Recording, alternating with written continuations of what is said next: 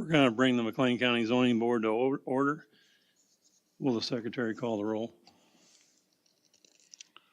Shirley Deerwester, Present.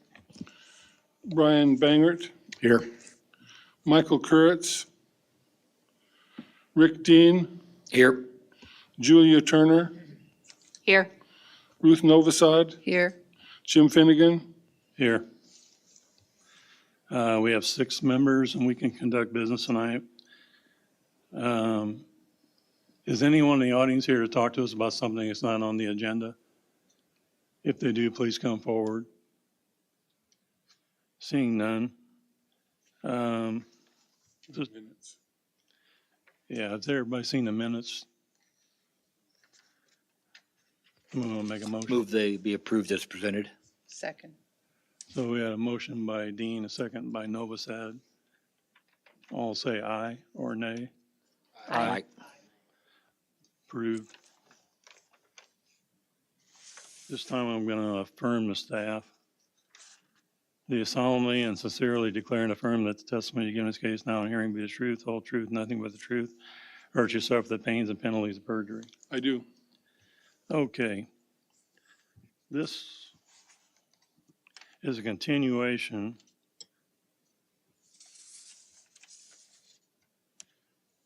of case SU 2306. And where we are tonight is we're still taking testimony. So I think we still have a few people on the list that haven't given testimony. So tonight we get the testimony done, then we're going to go to rebuttal from the applicant. And after that point, we'll have closing statements for anybody that wants to make a closing statement. And it's anybody that's given testimony can't give a closing statement if they want to. So it's up to you. And then after that, we're going to ask our assistant state's attorney to answer a few questions that we've come up with, procedural questions on what we can and can't do. And he's going to talk to us. And so we'll get to that point. And I just kind of want to let you know how it's going. So Phil's going to call a name. Philip Moritz,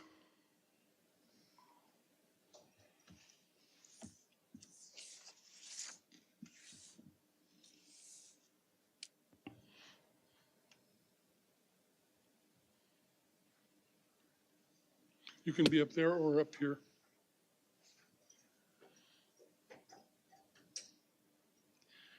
Yeah, pull that thing close to you, bottom right. Would you like to be sworn in? Sure. Do you solemnly swear that the testimony you give in this case now and hearing be the truth, whole truth, nothing but the truth, so help you God? I do.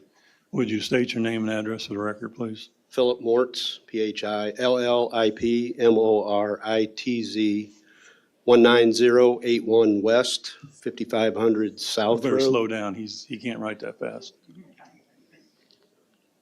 Ready? Buckingham, Illinois. Is that 19081 West 5500 South Road, Buckingham, Illinois? correct.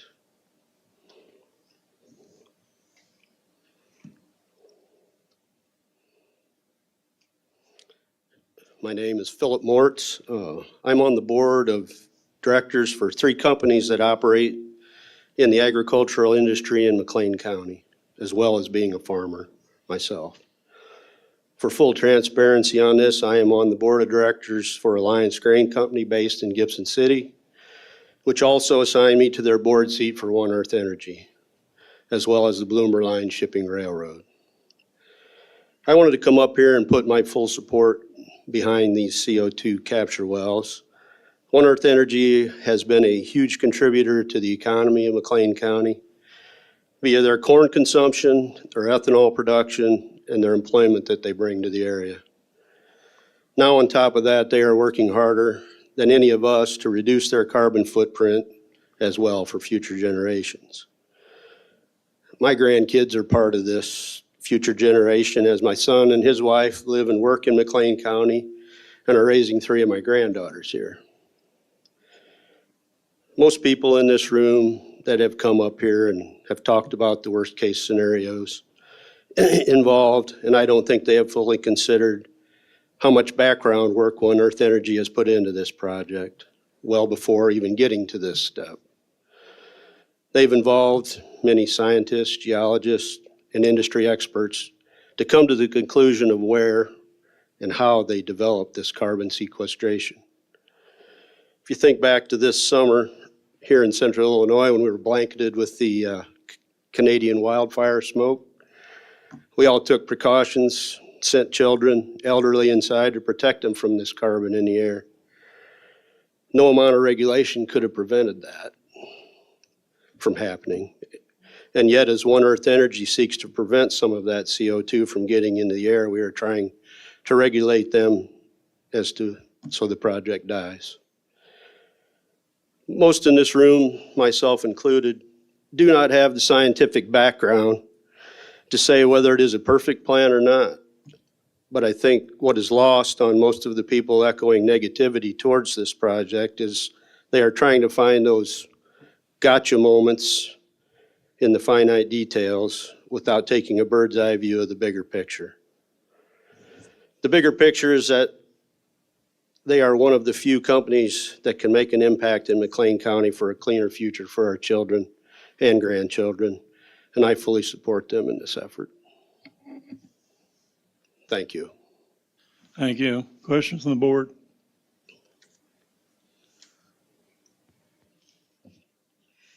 Do you live near the proposed well at all? Oh, you're in Gibson City, you said. No, my address is Buckingham, Okay. How far are you from the proposed well? probably 40 miles. Okay, thank you. Staff? No. Would anyone in the audience have questions of this witness? I don't see any, so push the button, please. Oh, Sure. we got one, behind the pillar.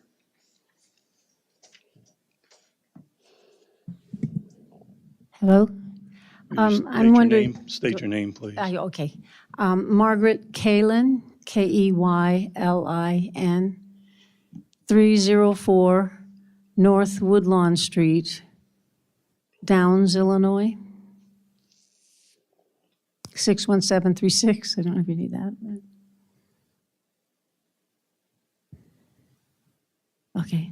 The CO2 that's being sequestered in these wells, is that CO2 that's being taken from the area already in existence, or is that new CO2 that's being created from ethanol plants and fertilizer plants and other plants that create new CO2? The CO2 is coming from the ethanol plant. Thank you. Any other questions? I don't see, would you push that button, please? Go ahead, Phil.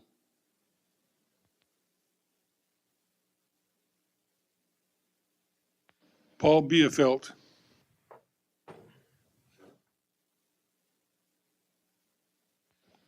I'm Paul Bielfelt from Anchor, Illinois. Street address is 418 Second Street in Anchor, Illinois. You want my phone number and everything, or what do you want? Good enough? Last name spelling? Bielfelt is Bielfeldt. Nickname is Beefy. Everybody knows that. So, Would you like to be sworn in? yes, sir. Do you solemnly swear that the testimony you give in the case now and hearing will be the truth, whole truth, nothing but the truth, so help you God? Yeah. Okay, you already told us your name, so you can go ahead. Well, I'm new at this. Could you pull that right up there? I'm new at this. I've never done this before in my life, but the guy just talked about the smoke from the fire. And of course, everybody had a dry ear. That was just one more thing that I remembered from high school. All plants live on carbon dioxide, and people put that out, everything that lives and breathes and all that. And the trees and the grass all take the carbon dioxide and make oxygen for us. And when you put the CO2 in the ground, we don't know what it's going to affect the water, the Mandarin Fault, the aquifers, and the water. Nobody can explain to me I'm just a high school kid, 13 years in a 12-year curriculum. The benefits of it is financial for some people and a heartbreak for others. I got a couple landlords that absolutely aren't wanting this at all.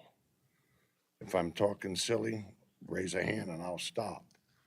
I ain't lying. This country's uses natural gas to make your ethanol.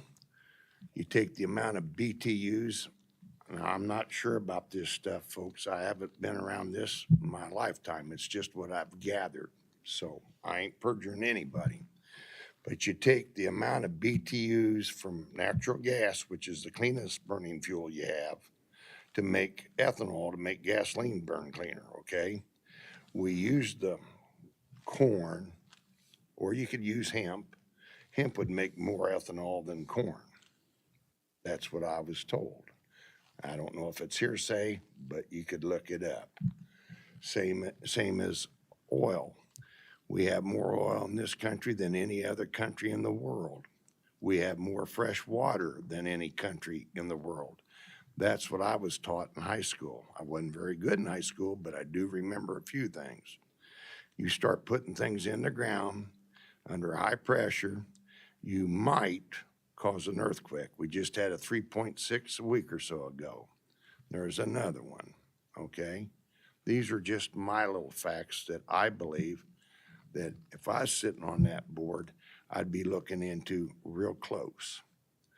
God didn't make a bad world. He just put people on it that want to do things, whether it's good for the country or good for your pocketbook.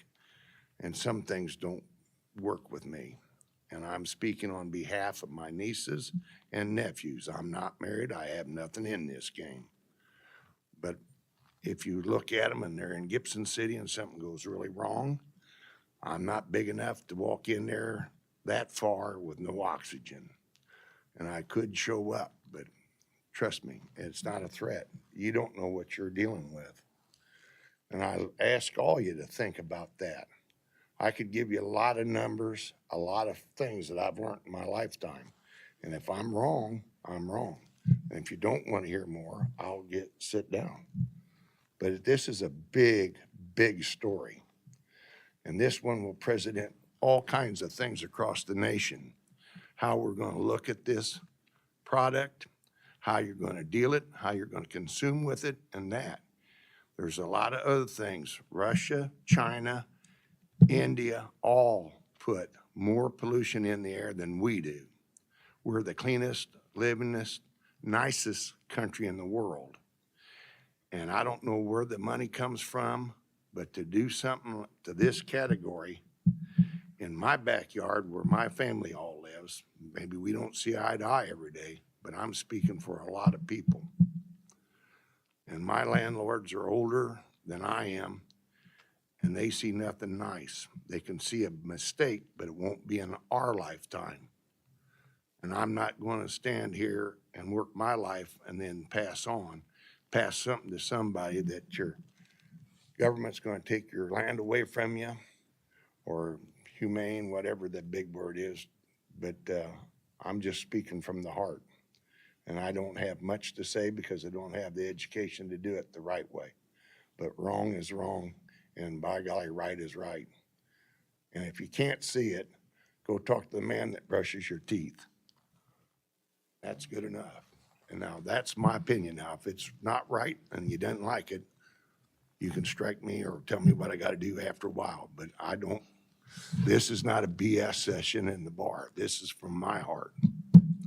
So you can take the guys that's getting the money and the people that don't get the money, and the ones that ain't getting the money aren't very happy.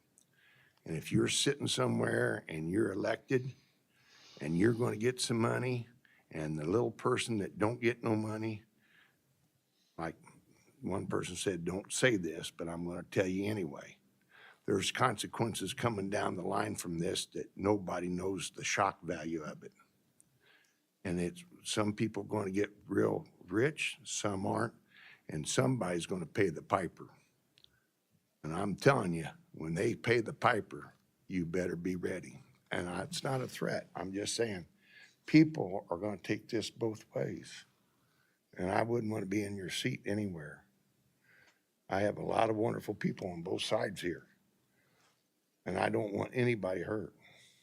And I think it takes a lot of things, but when we have the water and the gas, the coal, the oil, and we've put the CO2 in the air our whole life, why is all of a sudden, because a green person says you got to put it in the ground.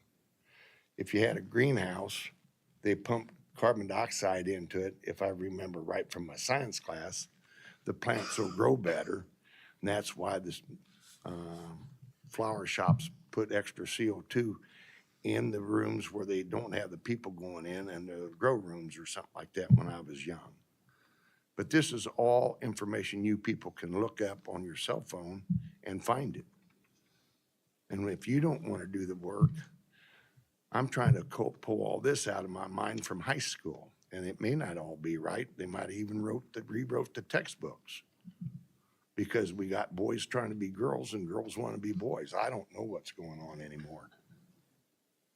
Now, does anything I say make sense to anybody? Am I in trouble for speaking my mind? You're never in trouble speaking your mind, not here or anywhere. Well, So that's not a problem. but if I'm not right, if you want to talk to me, I'll talk to anybody. I Well- travel a lot of miles. I can talk to anybody. But does it make sense or does it not? I can't comment on it. Did you have anything else you wanted to say? Yeah, a lot more, but I'm going to quit because I don't want to be tied up. I All mean, right, well. but you can ask me anything you want. I'll that- try to pull it that's up. what That's where we're getting to at this point. The board can ask you questions. Sure. Okay. Anyone have questions from the board? Would staff have questions? Would anyone in the audience have questions as witness? Please come forward. Well, thank you very much for coming up. Well, I hope I didn't upset everybody, but I got a lot of questions. Thank you.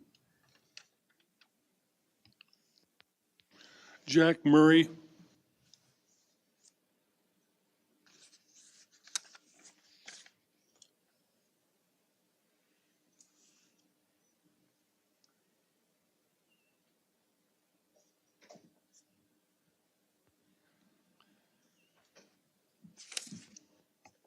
Would you like to be sworn in? Yes. Okay.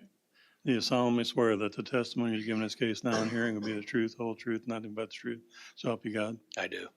Would you state your name and address to the record slowly, please? My name's Jack Murray. Address 2607 County Road 1000 East, Champaign, Illinois, 61822. Murray, M-U-R-R-A-Y.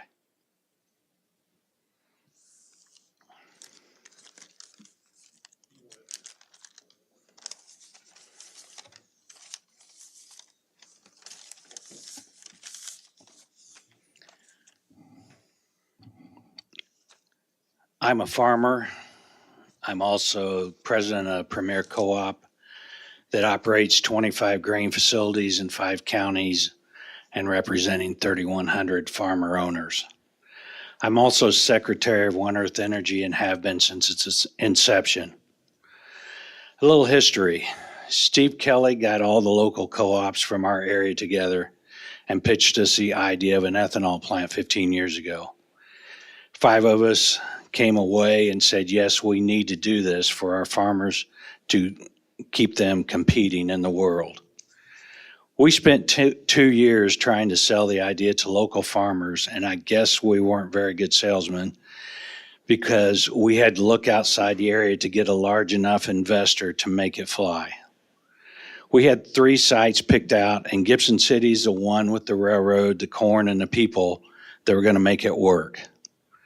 I don't know whether Steve had a crystal ball or we were just lucky, but this is probably the only site of those 3 that the project would worked at today. We've grown the plant by 75% and made it one of the most efficient and safest plants in the country, which also means one of the most profitable plants for its farmer owners. 15 years ago, we met with Zafar Rizvi and the Taffys in Indiana, and we walked away. He shook my hand and he said, "Are you going to make this thing go?" And I assured him that we were going to make it go. He sold his business and got in the ethanol business right beside us. Ethanol is what makes the farmers today what they are. 40% of every bushel of corn produced in this country goes to ethanol production. I think some people think it will continue forever. Truth is, when the government came up with the Zero Carbon Initiative, it put a target on our back that we never thought could happen 5 years ago. Luckily, we're sitting on top of this sandstone mountain that lets us participate, and Zafar saw it coming before us. Timing has been brought up a lot also in these meetings. One Earth was the last ethanol plant to be built in this country. They got too expensive to make money, and we were lucky to get it done in the time we did. This has also got a very tight timeline, and we have 2 full-time people working on it, working on permits, making purchases and other things besides Steven Zafar, trying to get this put together in time. So that's why we're here now. And we know we can't do anything until we have all the proper permits and procedures in place, but it can't get done overnight. And this part of it needs to get done now. Safety's also been a big concern at these meetings, and it should be. As you might guess, running an ethanol plant, safety is number one. Our employees' bonuses are based on safety scores from an independent safety auditing company, and we have won 8 Norfolk Southern Railroad safety awards annually for being their safest shipper.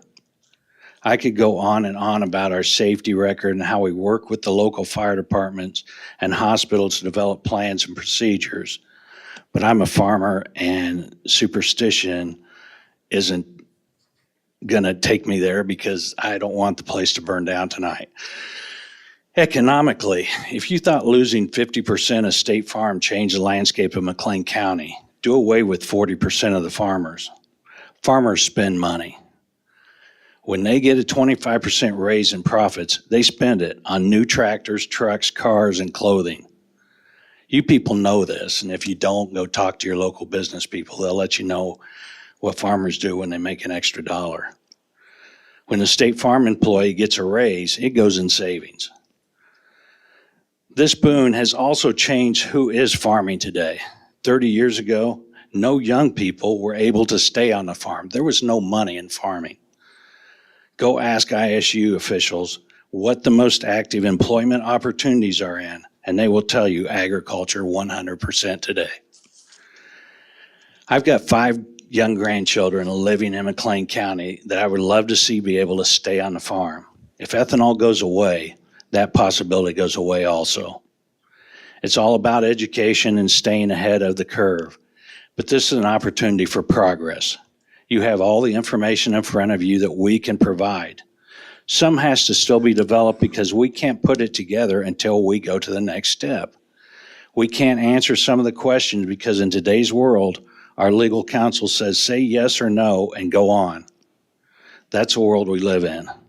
If we would say 41,820,622 cubic feet are going to be used and it comes out 45 million, we would get sued.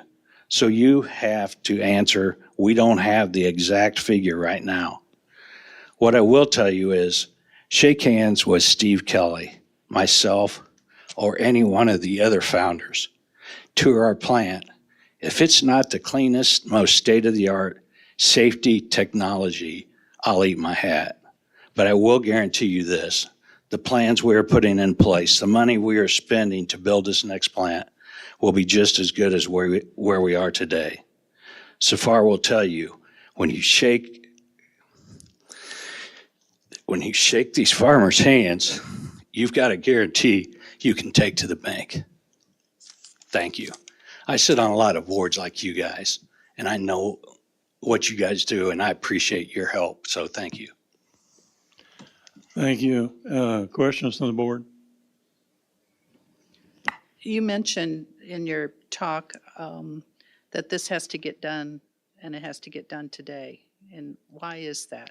I said now, Well, why- not yeah. today. Well, why? But if you Why had looked, now? if you had looked at this list that gets put before us at each board meeting of what has to get done, it's 4 pages of line after line after line of permitting, of purchases that have to be done with 2-year lead times, that all of this has to get done. And this is just one of those items. It doesn't have to get done today.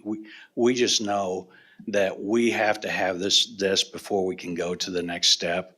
And we know we can't go into operation until we have all the EPA permits, all of the other state permits that have to be there.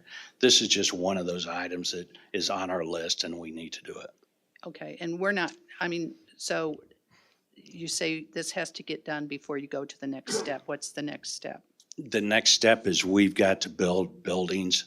We've got to hire drilling people to do that. And we have to know that we have to have a permit from you in order to go into operation. So this is just one of those things that we have to have done. Thank you. I have a couple of questions. One, you stated that this plant is more efficient than other plants. What makes it more efficient? What is it that makes you consider it efficient? When we did all of the initial work and to make a gallon of ethanol, and we were at 3.8 gallons of water it took to make a gallon of ethanol. That it takes 10 gallons of water to make a gallon of gasoline at a refinery. So it's efficient. Today we're using 2.34 gallons of water to make a gallon of ethanol. We are using 80% of the electricity that we had projected and what we budgeted. So every time we make an improvement to the plant, we are making it more efficient. To do what we had done 10 years ago, we might not even be in business today, because you have to be more efficient today than you were 10 years ago in order to be financially more stable. Okay. My question just left my brain. Something came up there. The other one I have, and then we'll come back to whichever one's floating out there right now. Is there any advantage for you guys to coming to ask us for a permit or for a permit before you get one from the EPA? No, there's no reason, it doesn't go on our EPA. That's all been already sent in. This is just another step, getting the special use permit from you. It is not a part of the EPA. As your guidelines say, you have to have the EPA permit before the special use permit can be used by you. So we know that. We just have to have both of them before we can go in operation. So the only strategy behind this is that it's on your list and you just want to be ready to go when you get the EPA permit. Exactly.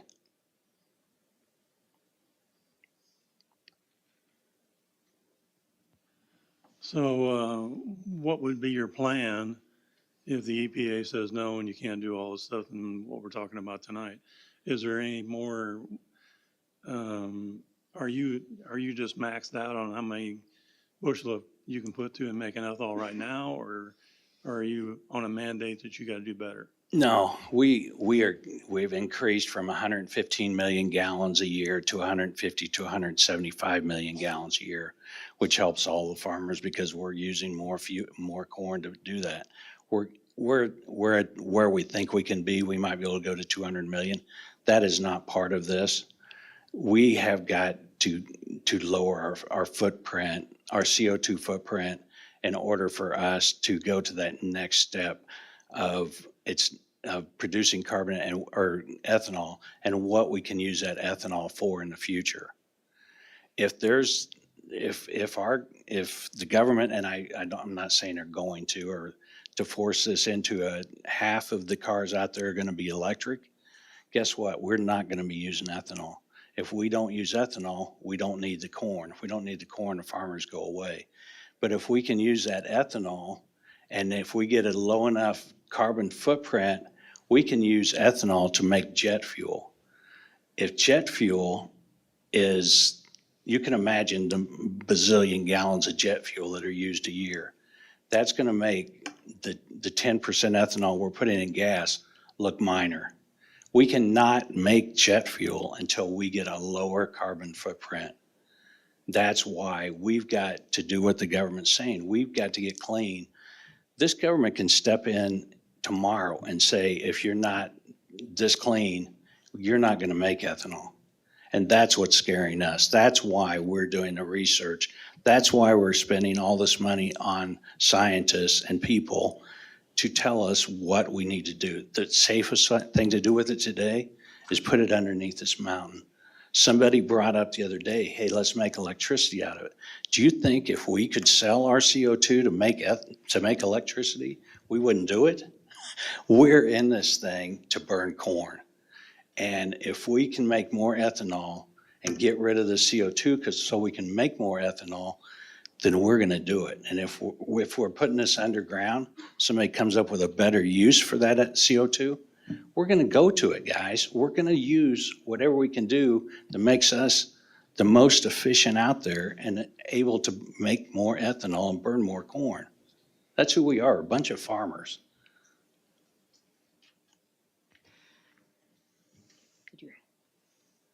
I just wanted to clarify, because you hit on the question that was floating out there.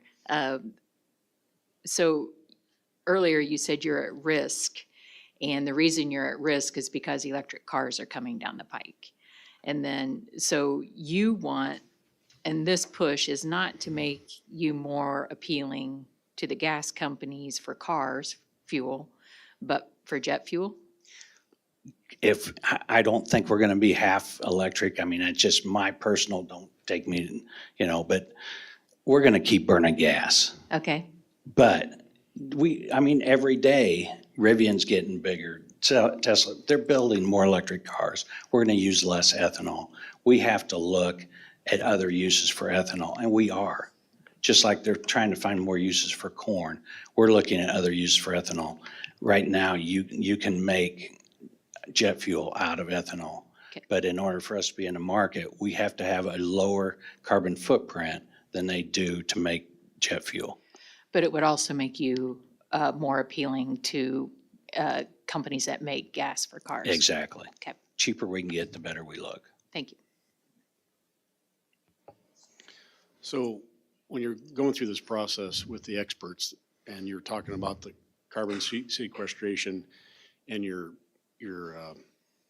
carbon footprint, the corn that you take in for your ethanol plant and the fermentation of that corn, when you look at the two, what did the experts say? Is the growing corn absorbing less CO2 than it gives off when it's fermented?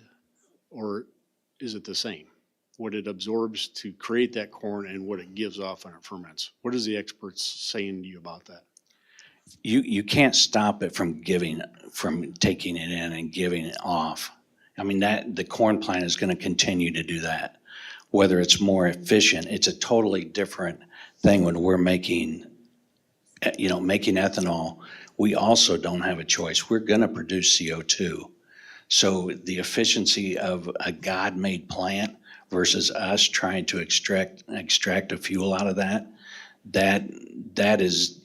changed, and it's changed since we've gone in the business of how efficient that corn plant is producing corn and how efficient we are at producing ethanol. Our corn production, so in other words, we've got a plant that's producing a fuel out there. When we built this plant, we had the national average for corn production was about 170 bushel an acre. Today we're at 184 bushel an acre. So in 10 years, we have taken that same plant and we produce more corn. At the same time, it's using less fuel. to do that. We're using less fertilizer and everything. So that plant is more efficient and producing less CO2 per bushel than it was 10 years ago. It's an ever-changing number in that corn plant. And we've got a stagnant number in the plant, basically, as far as how much we produce per gallon. And that CO2 is a stagnant number. So it's kind of a moving target. I can't answer that because it changes every year. Okay, but what you're saying is that this process of ethanol production gives off more CO2 than the corn that was raised, and through the process of photosynthesis, it did not, what you're saying is it does not absorb an equal amount. No, it does not absorb an equal amount. Okay. So we're talking about creating and destroying mass, you might say. Yes, So we're able to we're creating more mass of CO2, is what you're saying, than what was absorbed when the crop grew. So we're creating. concentrating it. I'm sorry. Concentrating it, yes. Okay. All right. Because I'm an agronomist also, and so when you've got a plant that's producing CO2 all the time, but only a percentage of that plant is actually making the corn on the ear. So the rest of the plant is making CO2 just to make the plant itself.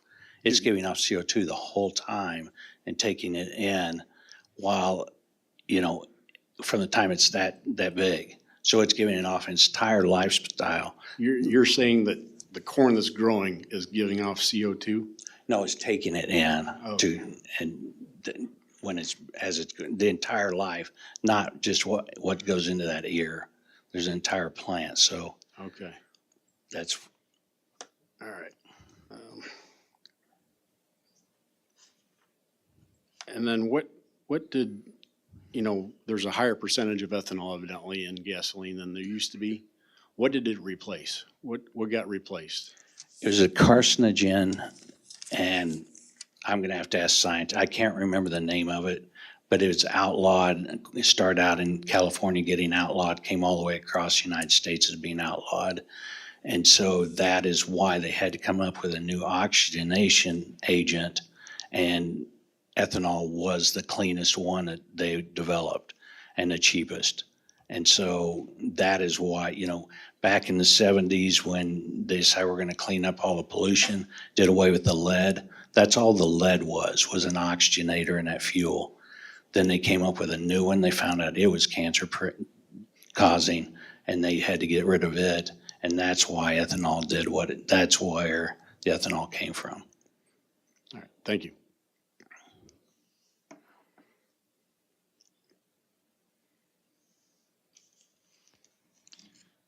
Questions from staff?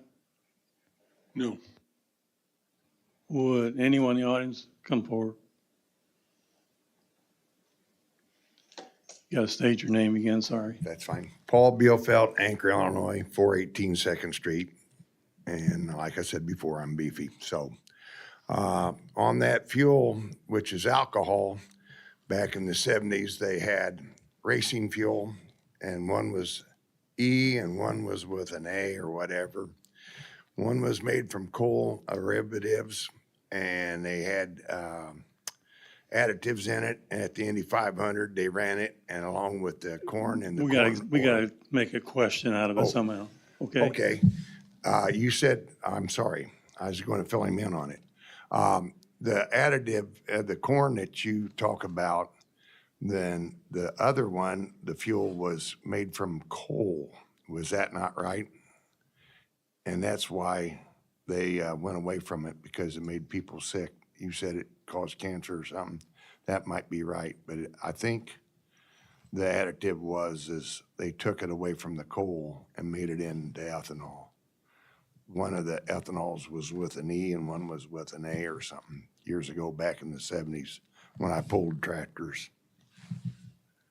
I'm sorry, but one was coal, made from coal, you know what I'm talking about, years ago? We got limited to questions that from him, so I'm I- sorry. I'm sorry. I No, just- that's no problem. I mean, you get, that's just the way it is. I'm sorry, but I thought it was. Anyone else have questions? Come forward. My name is Don Carlson, Carlson. I live at 208 Kreitzer, Kreitzer in Bloomington.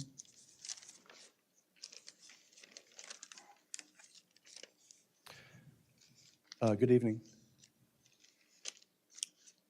Sir, did you say that you were an officer of One Earth Corporation? Yes, I'm the secretary. So you're familiar with the financial statements and the books and have a fiduciary responsibility with One Earth I go to monthly meetings, yes, in a fiduciary responsibility? as a board member. And how much in federal tax credits per ton of CO2 are you proposing to receive from the federal government? I'm not sure about that. Would it surprise you if it was $85 a ton in federal tax credits? I'm not surprised by anything today. That doesn't come up in conversation of the board meetings when you go over the financial When statements? we've talked about, yes, what it is, I think it's a varying amount. Well, I think it's a fixed amount, but you don't really recall having that conversation about the federal tax credits Yes, there is federal tax credits. of $85 a ton. I don't know that amount, no. And how many hundreds of thousands of tons do you propose to store every year at the 3 well sites? I'm not sure about that number. I believe your applications that you referred to with the EPA talk about, That's coming to testifying. You got to ask the question. You know the answer, or you know the rule. so doesn't the Rex Corporation own 75% of One Earth? I don't know that. It changes as we buy back stock. That changes every month. You're not familiar with the Rex Corporation? Yes, And what is their relationship with One Earth? they are a stockholder in One Earth. And how much stock do they own in One Earth? I do not know that exact number. Would 75% surprise you? I'm not surprised by anything today. And so these federal tax credits that are coming, that amount to $34 million a year, is One Earth going to receive those, or is Rex Corporation going to receive them? One Earth will receive, One Earth Sequestration Company will receive Well, now, those. what was your tax liability last year? I have no idea. It certainly wasn't $34 million. I have no, we did not make that kind of money. So what are you going to do with the rest of the tax credits? I have no idea. We have not made $1 on this yet.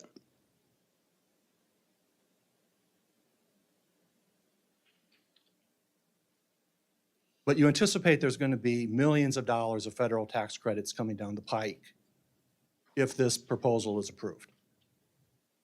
We have not made $1 on this. If this project is approved, do you anticipate millions of dollars in tax credits from the federal government? I hope so, yes. Yes. And then my last question is, can you explain to me why I should subsidize you? I don't know, have any idea who you are. I'm a taxpayer. Oh, so am I. Why should I subsidize you in federal tax credits? I'm not, I don't know the answer to that. Okay, thank you. Thank you. Any other questions?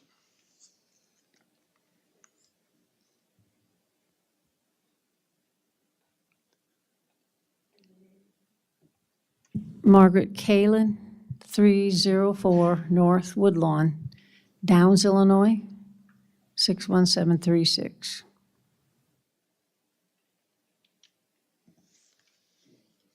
I just had 2 questions. One is, once you put CO2 down a well, can you retrieve it? No, No. The other one is, and I don't know if I misunderstood what you were saying, is toward the end of your statement, but is One Earth planning on building another ethanol plant? no. Okay, thank you. Thank you. Any other questions? Better run while you got a chance.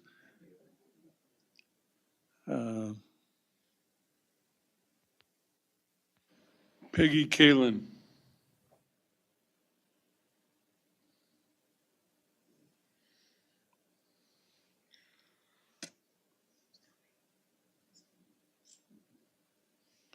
I thought you were Margaret. I am Margaret. I didn't know I was Margaret till I reached the first grade, but it's a nickname. Peggy's a nickname for Margaret. Hang on just a second. Would you rather sit down? I'm okay if it's all right. So you're gonna give testimony? I would like to, yes. Okay. Would you like to be sworn in or affirmed? I could swear me in, is good. Okay. Do you solemnly swear that the testimony you give in this case now and hearing will be the truth, the whole truth, nothing but the truth, so help you God? I do. All right. I think you gotta say your name again. Okay. I'll be, Could you tell us your name, please, oh, I'm sorry. and your address? Margaret Kalen, I'll keep, you want want Peggy Peggy? this time? Peggy is okay. Peggy Kalen, sorry. Oh. 304 North Woodlawn, Downs, Illinois, 61736.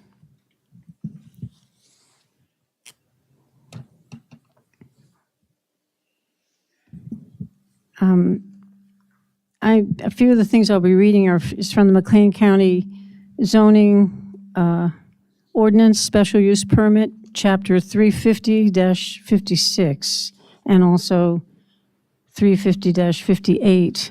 It's the standards of issuance. It contains that. It says, generally, before any permit shall be granted, the Zoning Board of Appeals shall make written findings certifying that adequate provision has been made for the following. So standard A is the proposed special use will not be detrimental to or endanger the health, safety, morals, comfort, or welfare of the public.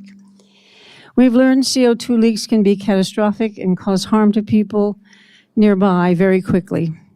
Basically, no one-or safety plan that shows true concern for the health, safety, and welfare of McLean County residents has been submitted. I feel it's an inadequate provision for safety and would making locating the wells here detrimental.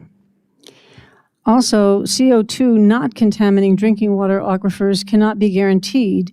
Hundreds of thousands of people in central Illinois, including McLean County, depend upon the Mahomet Aquifer, which is fed from a wide area, including the proposed well sites.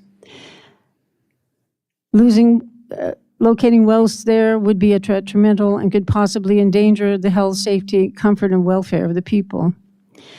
Standard B, the proposed special use will not be injurious to the use and enjoyment of other property in the immediate vicinity for purposes already permitted or substantially diminish property values in the immediate area.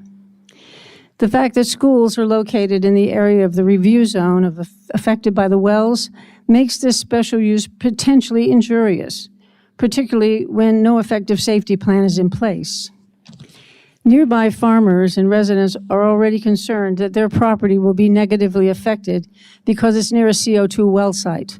No property will keep its value if its water source is under an ever-present cloud of possible CO2 contamination. Unanswered questions about how far plumes can spread and what effect they'll have on land and water make landowners anxious about losing value for their land. Standard C,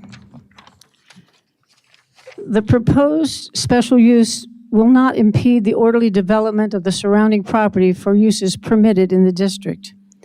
If water is compromised, farming, a use permitted in this district, would not be a choice for that area.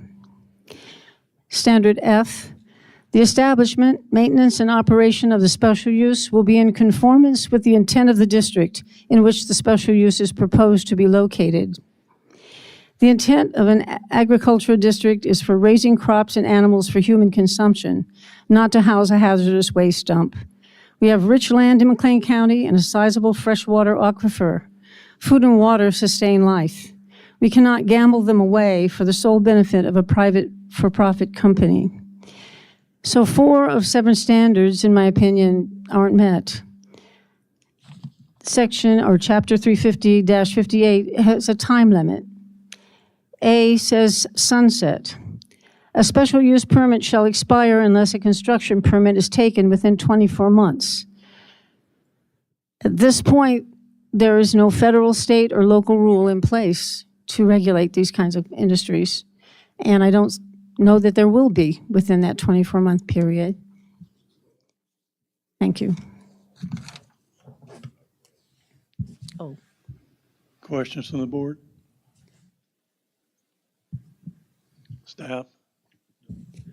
Anyone in the audience have questions of this witness?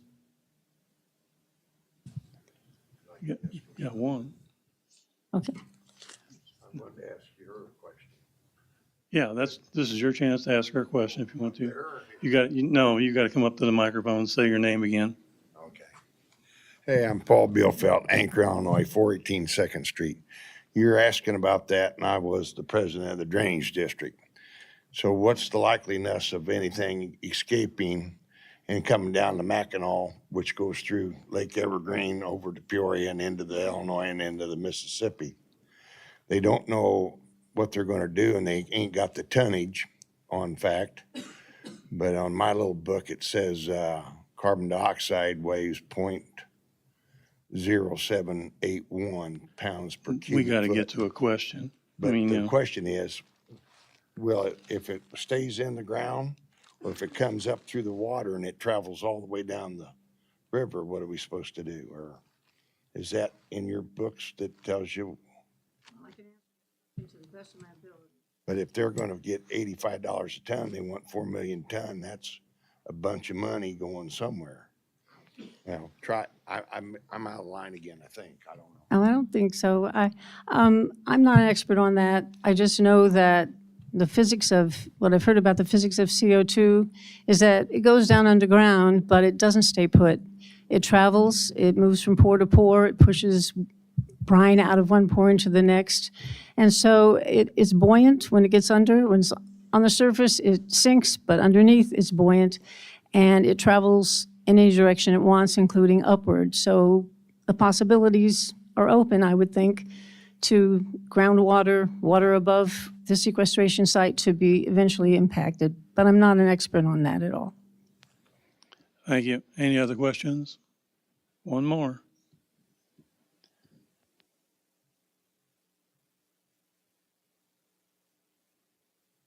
Yeah, state your name and address, please. Tyler Young, 40563 East, 1400 North, Saybrook.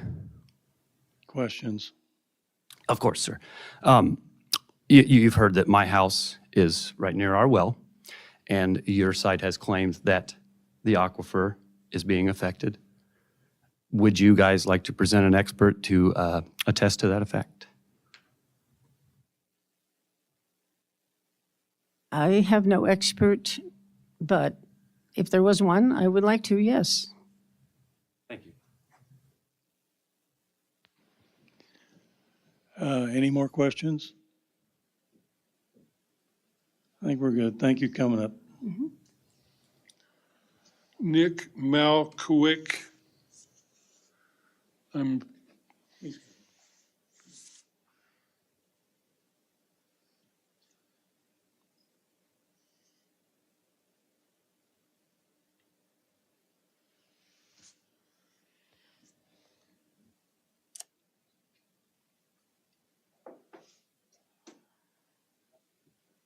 Bottom right. Thank Would you. you like to be sworn in? Yes, please. Do you solemnly swear that the testimony you give in this case now and hearing be the truth, whole truth, nothing but truth, so help you God? I do. Would you state your name and address to the record, please? Yes, it's Nick Malkowitz, Malkewicz.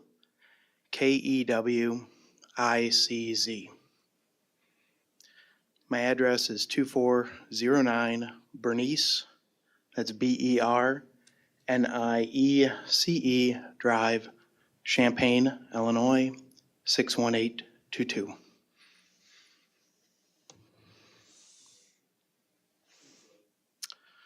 I want to thank the board for allowing me the time to speak here today. Like I said, my name is Nick Malkowitz. I'm the president of ProGeo Corporation. President of what? Progeo, Progeo, Progeo Corporation. We're a small business focused on accelerating the energy transition using subsurface resources. I lead a team of about 15 people, primarily based out of Illinois, but we're all over the country. My background is I'm a mechanical engineer with a project management certification and a master's degree in the science of project management. I founded Progeo Corporation to help develop projects just like this because I believe that it's important that we have a safe and secure energy future in this country. And so I think that subsurface resources have a tremendous part to play in that. I've been working on the subsurface for the better part of 20 years in the development of such projects, and the last 15 of which have been in the development of CO2 storage projects. My company's helped One Earth Sequestration develop their site and drill their stratigraphic test well. We continue to support their application for a Class 6 permit and for the development of their site and the subsurface resources. At Progeo, we believe that CO2 sequestration can be done safely, effectively, at low cost, and forever. One Earth Sequestration is working to do just this, and from what we've seen and how they perform the work that they do, the attention that they give to safety, and what they do with listening to the folks who and enlisting the help of the folks who know about the things that they're working in is second to none. So with that, I'd just like to recommend that the board approve this permit, this special use application. Thank you for your time. Thank you. Questions? You mentioned plume studies. Is that something that you've done? I don't believe I mentioned plume studies.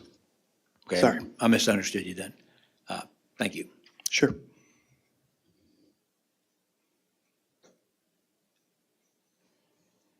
Are there other, what other CO2 sequestration wells have you worked on?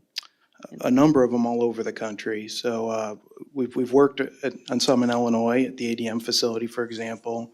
I've worked on some in the Gulf Coast as well and elsewhere.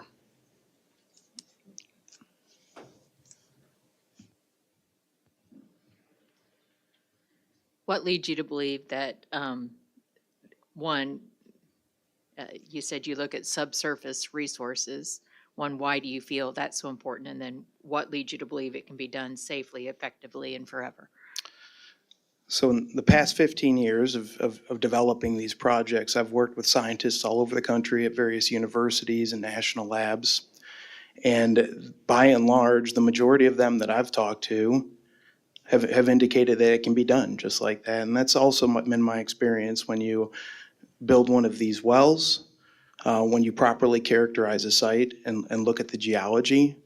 You look at it, and if it's done right, it's permanent. You look at oil underground, that's been there for hundreds of millions of years. And that's trapped down underground for hundreds of millions of years. There's no reason we can't replicate that using the subsurface resources for storing CO2 underground. I think there was a second part to your question. I'm sorry, did I address it? Thank you. I think you mentioned that this could be forever as well, pumping this underground. This is displacing a brine, a salt brine. Yeah, when I meant forever, what I meant is it can stay underground forever. You could not pump underground indefinitely. The subsurface is just like as a storage container. You can picture it like that. And so it has a fixed capacity, and every site is different.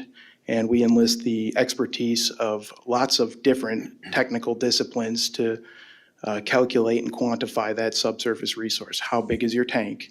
And we design a project to make sure we're effectively using that tank and not overfilling it.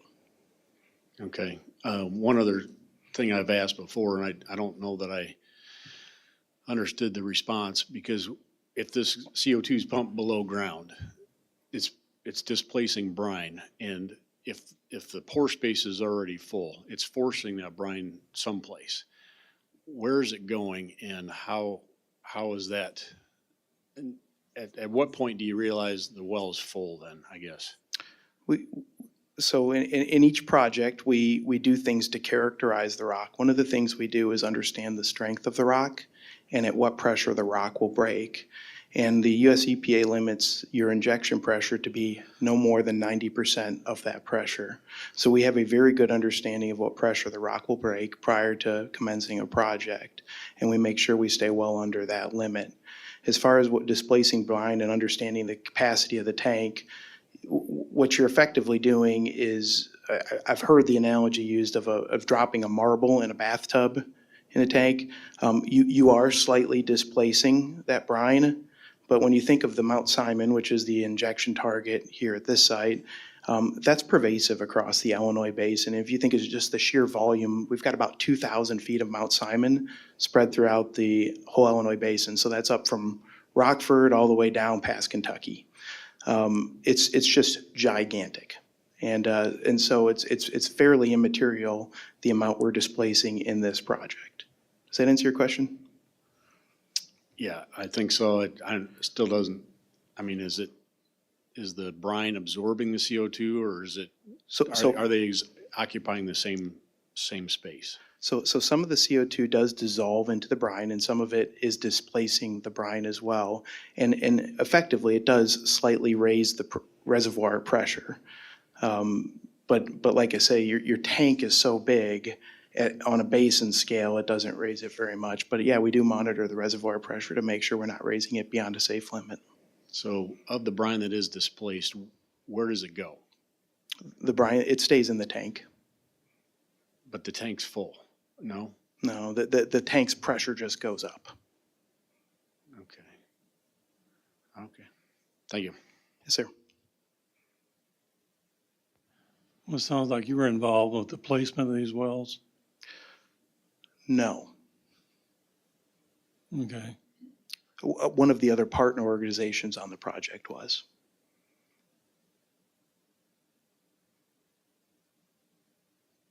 I'm just trying to figure out, I mean, I could try to answer your question. Go ahead. well, no, you threw me on one there on that because I thought that that's what you said, and that's okay. I just misunderstood you.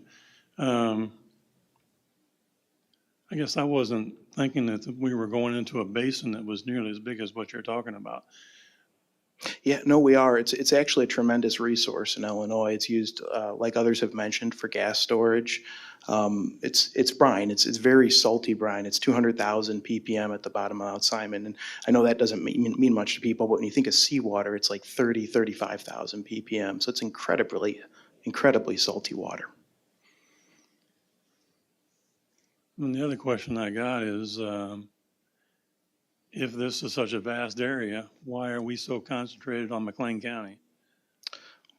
I can't speak to why One Earth is choosing to put it in McLean County, but I can speak in generalities. And generally, you want to site a CO2 storage project as close to a plant as you can get it within reason. And so and the whole point of that is you don't want to move things far. And so the closer they are to the plant, the better. Okay, thank you. You're welcome. Questions from staff? How much would the pressure increase in the Mount Simon with the amount that they're proposing to inject? You're testing my memory here, and it's not very good. I believe over the course of the project, towards the end of the, so I think after injection, the pressure falls back to nearly initial pressure. So the reservoir has an initial pressure, like what it is today. After approximately 5 years, the pressure falls back to nearly initial pressure. I know that's not an absolute value. I think over the course of the project during injection, we're talking about hundreds of PSI. And what we look at after the project ends, you look at the pressure, it kind of has an asymptotic fall off to it. And that's part of the post-injection site care period that the EPA looks at. And what we need to do is look at how quickly does that approach the initial pressure. And on this project, it's after about 5 years. Could you explain what your expertise and what your role in the siting process is? In general or on this project? on this project? Yeah, on this project, we helped with the well design and supporting that, and we helped with the well testing. Going forward, we'll help with the well construction is the plan. With the well design, does that take into account the safety measures that are required under the EPA permit? Yeah, absolutely. Could you explain them a little bit? Yeah, so the EPA, remember that the EPA permit is, so the EPA regulates these as part of the UIC program, which is under the Safe Drinking Water Act. So when we talk about a Class 6 permit, that whole system is designed to protect underground sources of drinking water, which the EPA defines as reservoirs with less than 10,000 ppm salinity to them. So that whole program and permitting process is focused on protecting the underground sources of drinking water. So when we design the well to the Class 6 specification, it's with that in mind. And so for these wells, I believe, well, others have explained, but we run multiple strings of casing, and casing is just a steel tubing. And we run those multiple strings of casing to protect the rock from the injected fluids. And that casing has cement. It's pure cement pumped behind it, not concrete. And we do that. And this, excuse me, on this particular project, we have 3 different strings of casing that we'll plan on running with cement behind it. The final string of casing is actually a chrome alloy casing, and it's to help protect against any unintentional encounters of CO2, because when CO2 mixes with water or brine, it can become corrosive. And so we want to make sure that that casing that's protecting isn't corroded or degraded. We also use a special kind of cement that is meant to withstand that carbonic acid that could be formed when CO2 and brine mixes. So that's part of the tubular design. Now inside of the tubulars, the casing that the well is built with, we also have a tubing which carries the CO2 down to the injected formation. And that's also just meant to protect the casing from the long-term exposure to the injected CO2. Now we have a series of valves.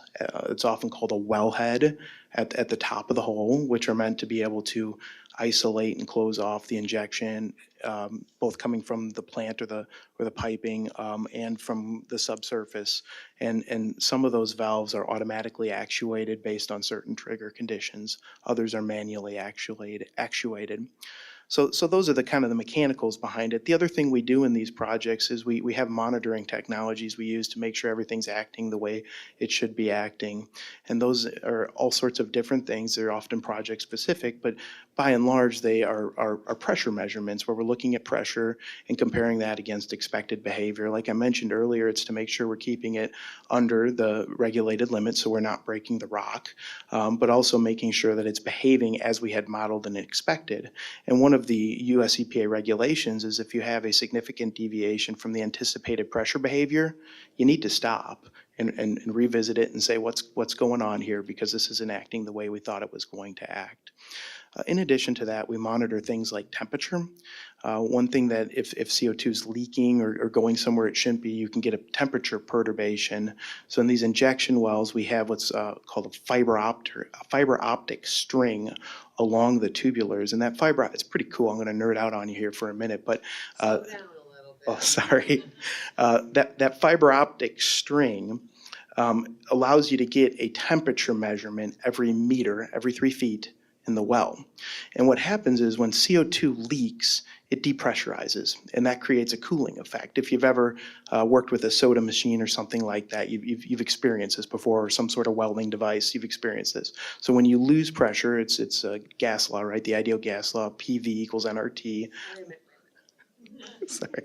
I'm nerding out too much. You monitor temperature to look for leaks in CO2. So we have those in the CO2 injection wells. I'm sorry. In addition to that, we have microseismic monitoring equipment. So one thing that we're concerned with, that we watch for, is the geomechanical geomechanical state of the reservoir. And so what I mean by that is we look at how stressed that rock naturally is in the reservoir. And we want to be very, very certain that we're not cracking that rock or moving it. And so we have these extremely precise devices that are effectively microphones that listen for small, tiny cracks in the rock. And if we start to get a series of those or a trend of those outside of the anticipated thresholds, some microseismicity is normal and anticipated and okay. But when we model for that, we want to make sure we understand what that's going to look like.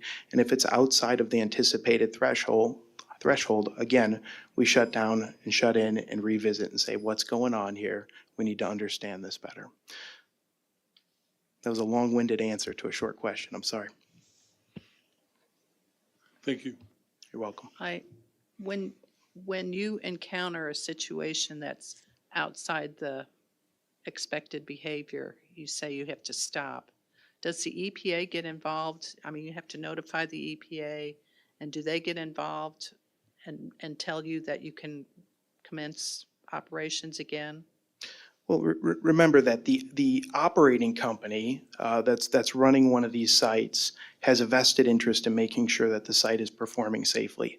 They don't want it to break, right? They want it to all work properly because breaking is bad. And so they'll stop on their own if things aren't operating as they should be because they don't want it to go wrong. Now, the EPA also gets involved when it comes to protection of the underground sources of drinking water.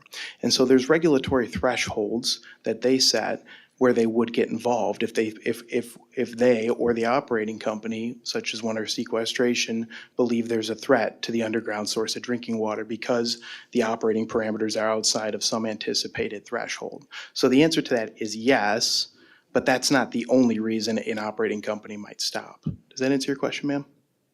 Okay. What industries helped perfect all of this? Well, a lot, but I come from upstream oil and gas, and upstream oil and gas has been working in the subsurface for well over 100 years. And so we're using a lot of the know-how and expertise developed over the last century to apply to a new technology here. In addition to that, upstream oil and gas since the 1970s has been doing a process called enhanced oil recovery, where we inject Could you say what that word is again? Extreme oil and gas? Is that what it's called? upstream oil and gas, so oil production. Enhanced oil recovery is a process where you inject something or manipulate the reservoir to extract additional oil and gas. Since the 1970s, we've been doing this in upstream oil and gas using CO2. That'd be referred as fracking. So fracking is a process that's used in oil and gas where you intentionally break the rock to create permeability pathways. So fracking was invented as oil and gas became harder to produce over the years. The industry looked for reservoirs that had the oil and gas, but maybe it wouldn't come out on its own easily. And so fracking was invented to try to allow pathways for that oil and gas to get to the wellbore to come out. So like I talked about earlier, that's where you intentionally break the rock. The fracking is where you intentionally break the rock. Fracking doesn't happen in these projects. It's not permitted by the US EPA.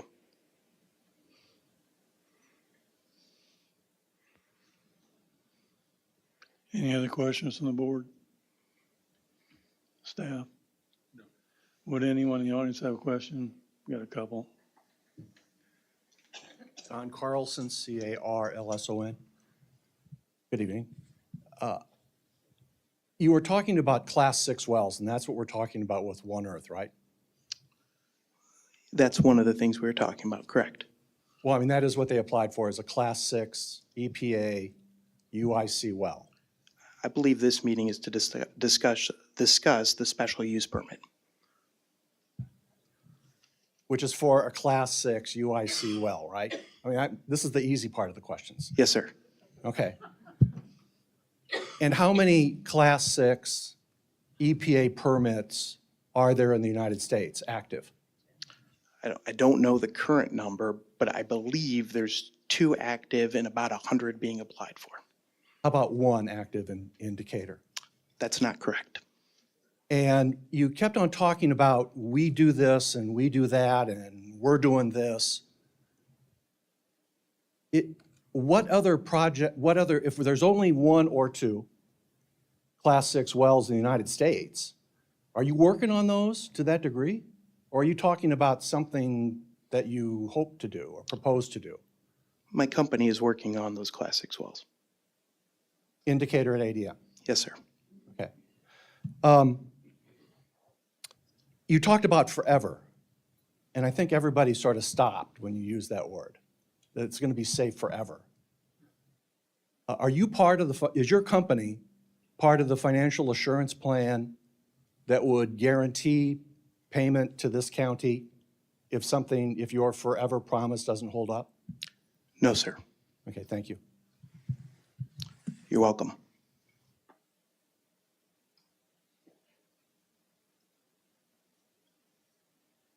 Here I am again, Paul Bielfeld, 418 Second Street, better known as Beefy Sir. People's Gas down by Clinton or Fisher, Dewey's got great big high-pressure tanks sitting out there. When I was a young boy, once again, you could fly a 747 in it and put a dent in it, but it's like a thermos ball. My question is, I was down there when I was in high school. You said that you're not fracking, you're gonna put this in the ground at 2,500 PSI? Is that how much pressure you're gonna put to it? Give or take. Okay, what is the pressure when they frack? At this site, Well, you got 3, 4 pipelines, 5 pipelines. I wanna know how much pressure you're gonna put down there. You're asking for 2,500 PSI. That's an oxygen bottle on a cutting torch. so. They fly a lot if you knock the tip off. Go ahead. Yeah, so the pressure to fracture is different at different depths and for different formations. The rock strength is different. I believe, and again, I'm going from memory here, but I believe the fracture pressure at this site for the Mount Simon is approximately 0.7 PSI per foot. So if, for example, you were injecting at 7,000 feet, you'd be somewhere on the order of 0.7 times 7,000. Would be your fracture pressure at this site. Again, I'm going off of rough numbers here. I go off rough numbers from high school a lot. Okay, so you're not fracking, and down there by Fisher, they pump the natural gas in water. And like I was out at high school 50 years ago, they said it would never get in the well water. Well, they can burn water in a 5-gallon bucket with the air bubbles, okay? And then you're going to take Rhine water and displace it with 2,500 PSI or whatever. And so where's it going to go if you're not going to push it out of the rock? You take a sponge and you squeeze it and the water drips out on the floor or in a bucket. Well, remember that the pressure down there is already quite high. It's on the order of approximately 0.47 PSI per foot. So it's already thousands of PSI pressure down there. So the pressure that we're inducing to inject the CO2 to displace the brine is just slightly over the existing brine pressure. So you're trying to explain to me, like, if I put them guys in that submarine down the bottom of the ocean, pushed them in a pop can, there's that much pressure down the center of the earth, is what you're trying to say. It's 14.5 here in this room, PSI, naturally aspirated engine. So when we go down 7,000 feet, it's going to be 7 times 7? Or how does that work? Yes, it's very, very similar to the ocean. The pressure increases as you go underground. So Okay. I think we're aligned there, yes. All right. I'm trying to figure out how to ask you this next one. So if you're going to sit there and you got water under 7,000 PSI, like a hydraulic cylinder, and if you cut the hose, you'd squirt quite the distance and lower your load real quick. And you're pushing this in there, and that water's down there, and it's already under that kind of pressure, and you got to add more pressure to move it. You understand where I'm going? Where's the liquid if you got it in the can already and it's got pressure? You're the expert. I'm just a farm boy. I'm trying to look at this like through hydraulics. I really appreciate farm know-how, so I wouldn't downplay that.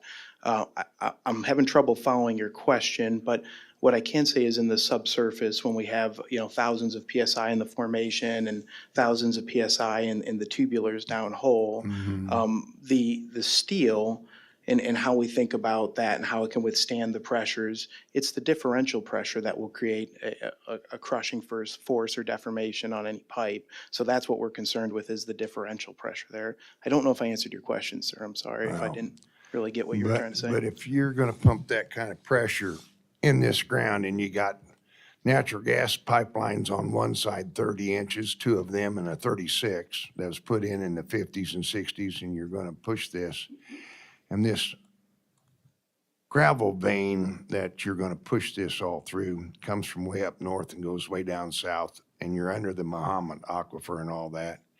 And you said you could pretty well promise or keep it, but you can't retract this stuff after you pump it down there. And I got a little book in my pocket. I'd like you to look at it after we're done talking tonight.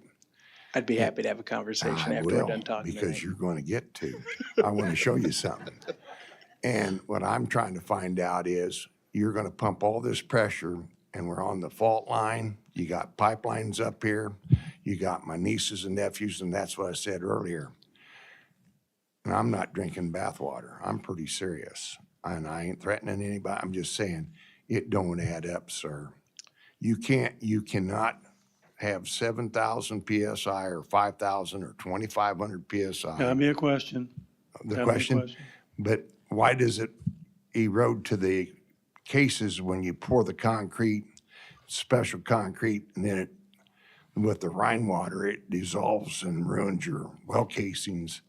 What's it turn into, a kind of an acid? Yes, when CO2 mixes with brine water, it creates a carbonic acid. What kind? Carbonic, Where's that at to sulfuric acid?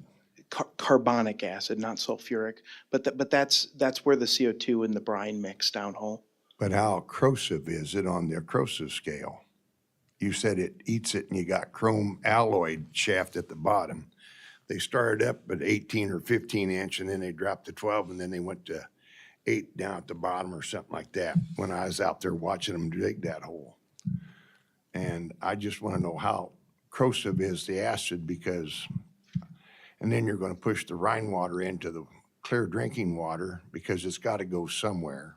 Yeah, And if you put a postage stamp on a basketball court down in the corner, you can't see it, but you put it in the center of the circle, you can see it maybe from the sidelines, but if you get up, you might see it. I'm just wanting to know where the Rhine water with the poisonous acid that can eat up a well casing is going to go, and what's it going to do to the water that it might infect, because we're not sure it's going to stay where you want it to stay. That's my question. You can't guarantee that this is all going to work, can you? That's a little bit more than the question. You're making statements too. Oh, Just questions, okay? the question is. And I'm not trying to be hard on Oh, you. I'm not, okay. I'll get out of here. I've stayed here too long. My question is, how do you get the acid to eat up the case and then you're not going to have a problem, is what I'm trying to figure out. yeah, I think you were asking how corrosive it was. I appreciate that question, and we actually have engineers that do corrosion studies to design the tubulars to make sure they're appropriate for what they're going to see in the exposure. They work, and it used to be called the NACE. I know they recently changed their name, but the National Association of Corrosion Experts, they use studies and the standards developed by them to design the wellbore tubulars and the equipment that we use. That's fine, but what's it going to do to the well water down the line 30 miles or 10 miles? If you got a 70, 80 mile wide thing and you're pushing this stuff somewhere, what's it going to do to the regular well water that's up here? I appreciate that question and concern. It's a valid one. So remember, we're injecting about a mile underground here, and we've specifically looked at and characterized the site to make sure that any anything within the area of review that we encounter isn't a potential leakage pathway. And so it doesn't push its way up because we've cited the geology such that it will stay underground for millions or hundreds of millions of years, just like the oil has. We want it to stay a mile underground. We've been very cautious and very thorough in trying to characterize the geology to make sure it does just that. That's part of what the US EPA permit requires and insists upon. So we make sure that there are no potential leakage pathways up that wouldn't have the tubulars or the equipment necessary to withstand that corrosive material. Okay.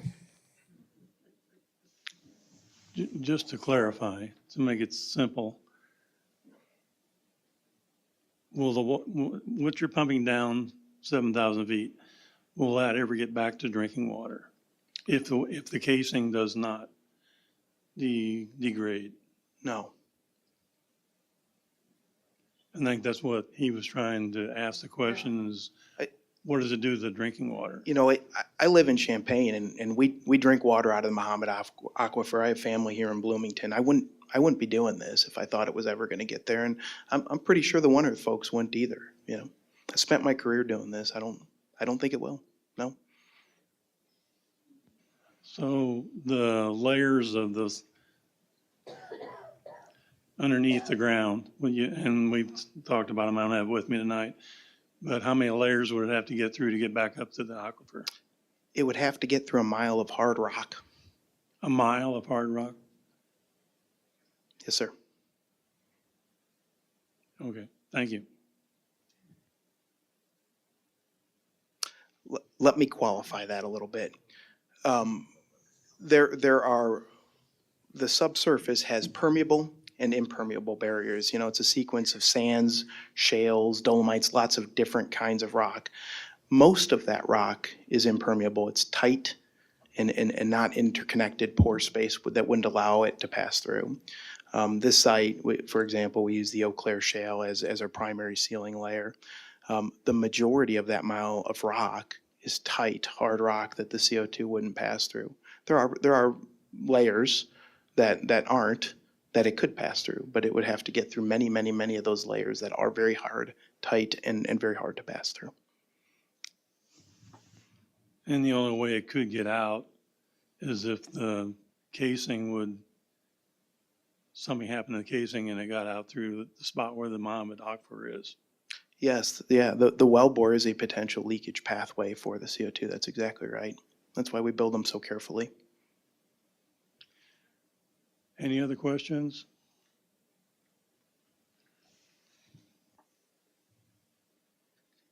My name is Sally Lacer. Do you need an address?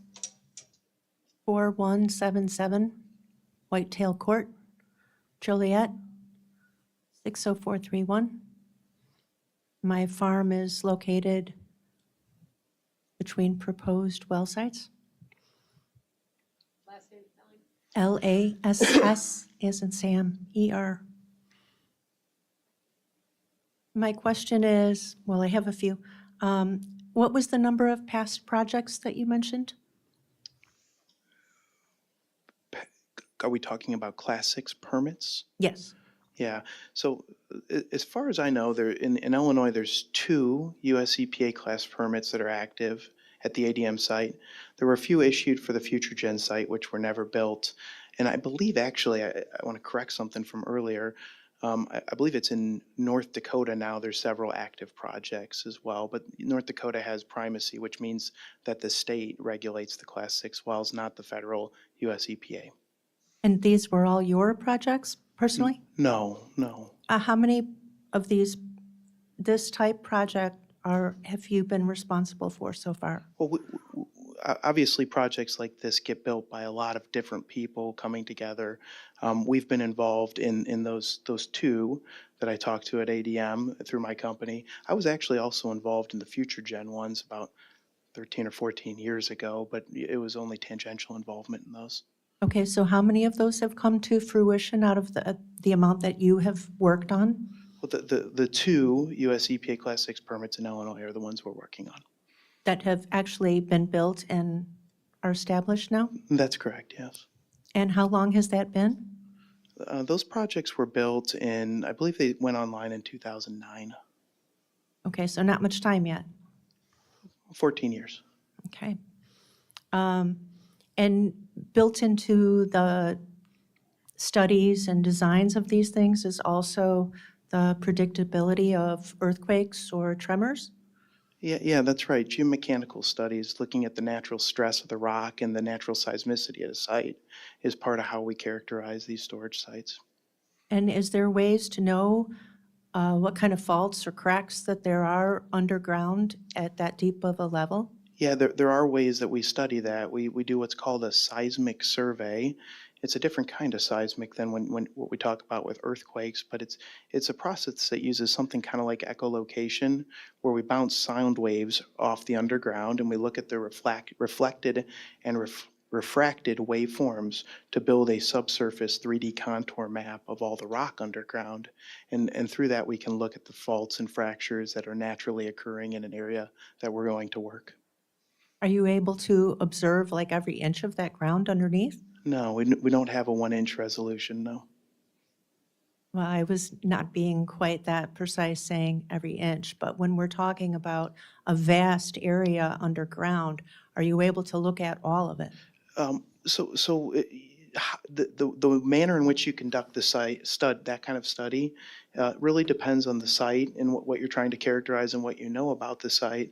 One of the things we do is those 3D surveys, like I was saying. The resolution, the vertical resolution of those are somewhere on the order of 50, 25 feet, obviously depending on how you conduct the study. And that's important because what's important to us, or one of the things that's important to us, I think to your question of understanding where faults and fractures are, is when we talk about faults and fractures in the subsurface, what we're really concerned with, I'm going to slow down, I'm sorry.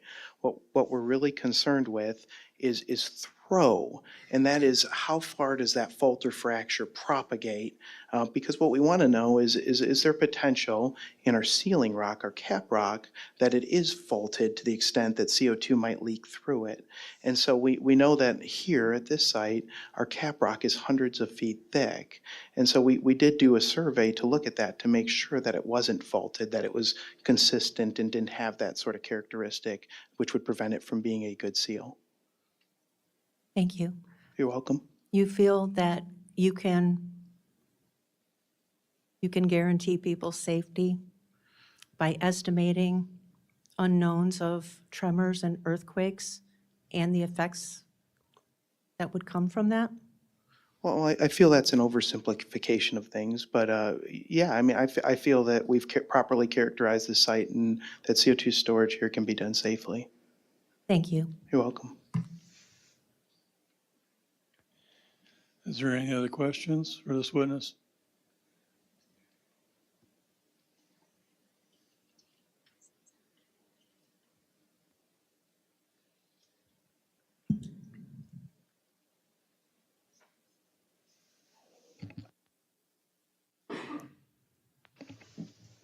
Margaret Kalin, 304 North Woodlawn, Downs, Illinois.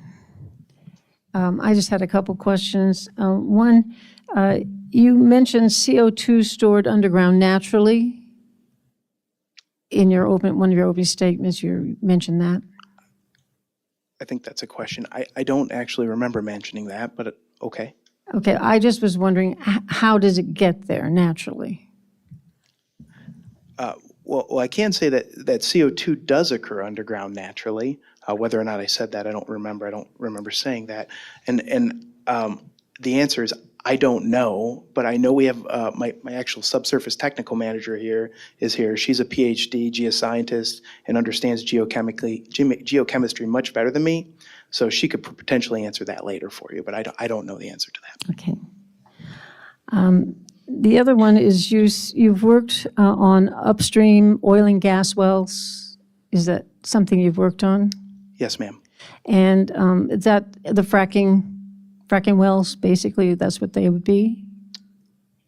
Well, like I mentioned earlier, fracking is a process that is used sometimes in upstream oil and gas production.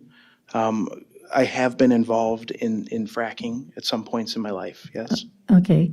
I just wonder two things, what is the depth of these wells? Maybe it varies, but in terms of comparing it to CO2 depths? Of fracked wells? Of the upstream oil and gas wells. Oh, that's all over the map globally. Do they go as deep as the CO2s? As this, so for example, this site's approximately 7,000 feet. Are you asking me if fracking happens at 6,000 or 7,000 feet? In upstream oil and gas, is that your question? I guess it's those wells, just how deep.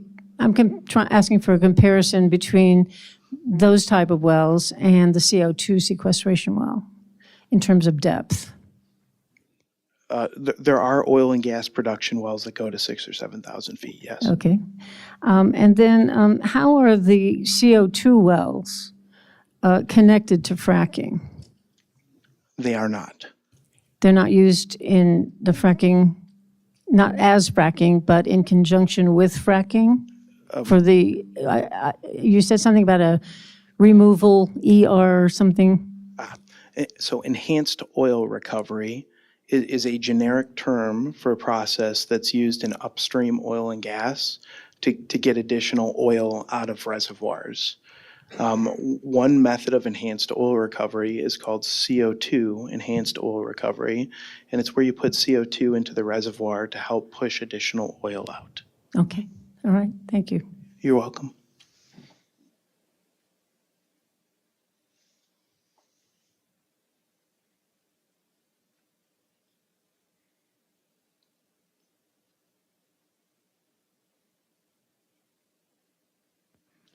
Need your name and address, please. My name is Marty Seigel. S as in Sam, E-I, G as in George, E-L. I live in Bloomington, 615 East Chestnut, Bloomington, Illinois. I was interested in how long this technology has been developed. I think you said it was 14 years that you had done one of the wells in Illinois, but how long has this technology, when did it begin to do the surface CO2? Yeah. Well, I'm gonna give you an answer you're probably not gonna like. But as I mentioned earlier, we've been developing subsurface resources for well over 100 years. Oil Creek, Pennsylvania is one of the early projects. I don't know if you've ever gone there, but it's a beautiful state park, great for backpacking. And, you know, that was well over 100 years ago that those were developed. And so across that time, in the last century, we've learned a lot about the subsurface behavior and underground rock and how to characterize it and understand it and interact with it. And so we've been doing subsurface development for well over 100 years. I think I understood that, but the CO2 sequestration isn't the same as oil. Correct, yes. So how long has the sequestration been studied and developed? Yeah, so I also mentioned earlier that the injection of CO2 underground really started in the 1970s for enhanced oil recovery. So that's been happening for a little over 50 years. Just injecting CO2 underground to inject CO2 underground is really relatively new. It's only been happening for approximately 20 years because there's really been no financial incentive to do so. And as you were talking, I'm imagining that as you're studying and trying to protect the environment and all, are you finding new rules or new ways? Has the technology been evolving to protect the people, the aquifer, or has it been about the same? Well, the wonderful thing about humans is that we're always improving and evolving, and so we're curious people, and so yes, technology is always evolving, I am finding. And do you expect more changes in the way you study and measure these sites, or do you expect it to stay about the same? Oh, I expect we'll continue to learn as we go on, as we always do. I think that's what God put us here for, so. Sure. Mhm. And I guess in terms of protecting the people, have there been investigations of economic ways of protecting the people? For example, has there ever been a way of creating an insurance policy, and how would that be measured? How would you do that to protect the people? If there is an accident, if there is something that goes wrong, is there, I think I heard at one of the meetings that there's something that the EPA requires, but is there an interest in getting an insurance policy? Well, I'm struggling to kind of pinpoint that question, but I guess as far as the question of insurance goes, I can't speak to One Earth Sequestration, but most companies hold liability policies and insurance policies associated with operating.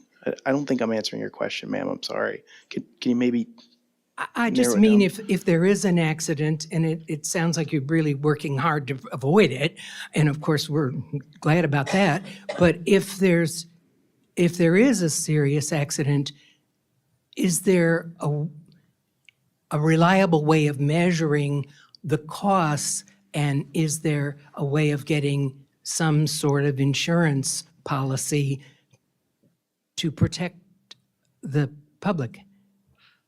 I actually think this is past what you're I'm here sorry. to testify about. Yeah, I think, I could speak to ProGeo Corporation, my company, and when we operate and do work, we make sure we carry insurance policies that are appropriate for the level of work we're doing, as most prudent businesses do. Thank you. You're welcome.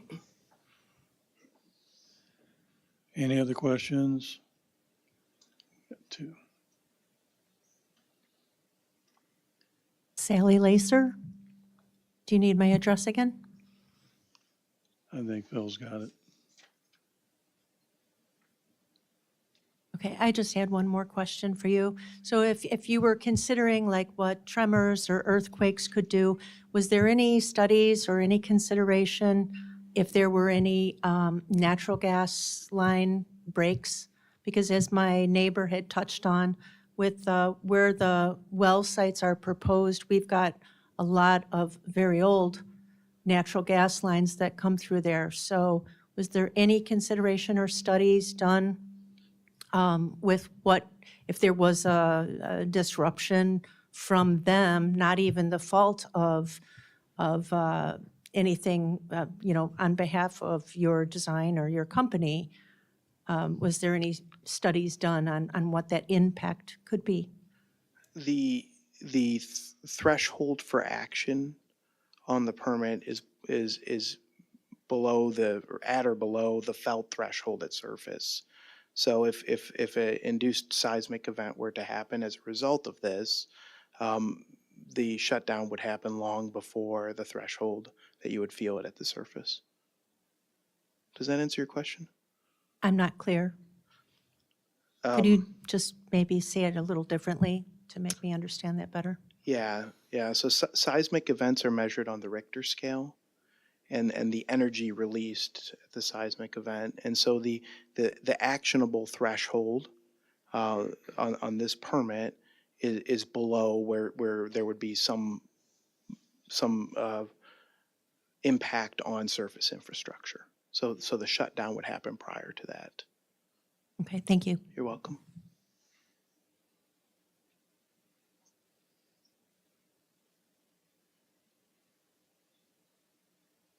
Anna Ziegler, Ziegler. Address is 2242 Westgate Drive, Bloomington.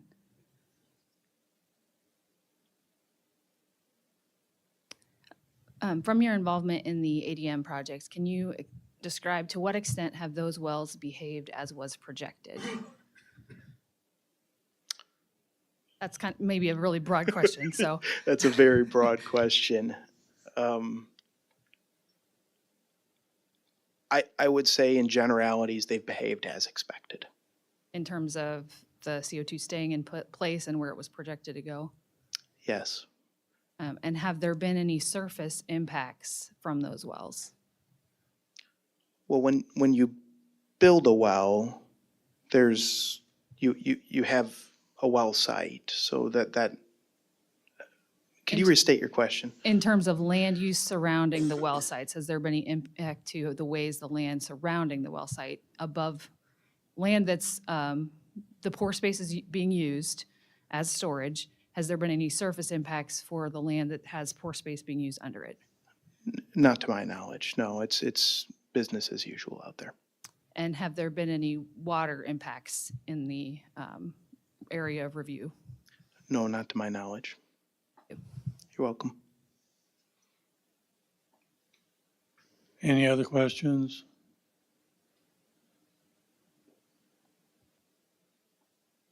Brent Loggy, Lage, 18486 North, 4100 East Road, Anchor. 18486 North, 4100 East Road. You mentioned in your work working with scientists across the country that a majority of them believe these to be good ideas. So has there been scientists that do not believe it's good ideas?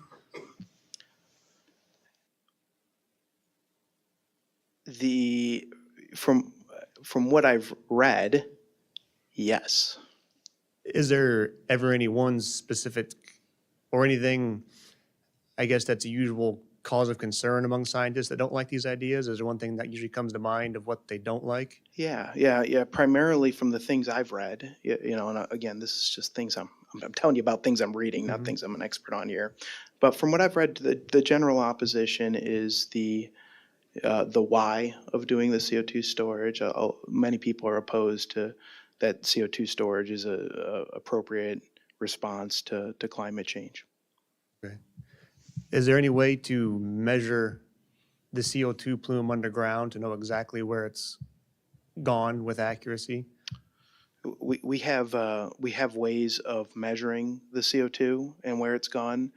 I could go into some of the detail of that. Is that what you're asking for, sir? Yeah, just curious. Once it's injected down there, can they test and know exactly where and how far it's going? Yeah, we do. So again, that's part of the UIC permit. The Class 6 permit requires a number of different measurement methodologies conducted throughout the project life cycle, both during the injection phase and during the post-injection phase, to verify the CO2 is going where you anticipated. And the reason they want you to do that, and the reason you do that, is because you want to make sure that the models and simulations that you've built are accurate and performing as expected. And so one of the ways we do that is through monitoring. And so the monitoring technologies that were proposed at this site include the pressure, like I mentioned earlier, making sure the pressure is acting as anticipated. But we also do what's called time-lapse seismic measurements. So I spoke about the seismic a little bit earlier. That's where you use kind of the echolocation to understand the subsurface.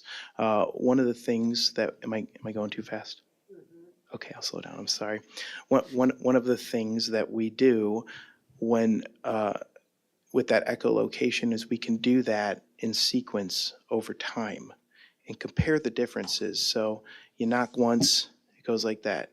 You knock twice, it goes like that. You put your hand under, it's a different sound, right? And so we do that actually out at these sites in order to infer where the CO2 is developing and how close that is to the predicted behavior. And if there's a significant deviation from the predicted behavior, we revisit our models and update them. In addition to that, we do distributed sampling. We have monitor wells that are positioned kind of towards the edge of the plume, the CO2 plume, and we go down deep underground, about a mile underground, and we sample those regularly. I believe in this permit, we're once every quarter for the first year, and then once every year. And what we're looking for in that is we're looking for when does the CO2 break. One of the things we're looking for is when does the CO2 breakthrough happen. So eventually the CO2 is going to reach that monitor well, And we want to make sure that that's approximately when we predicted. All of these things are to verify that our models and simulations are accurately representing where we think the CO2 is going to be. Okay, thank you. You're welcome.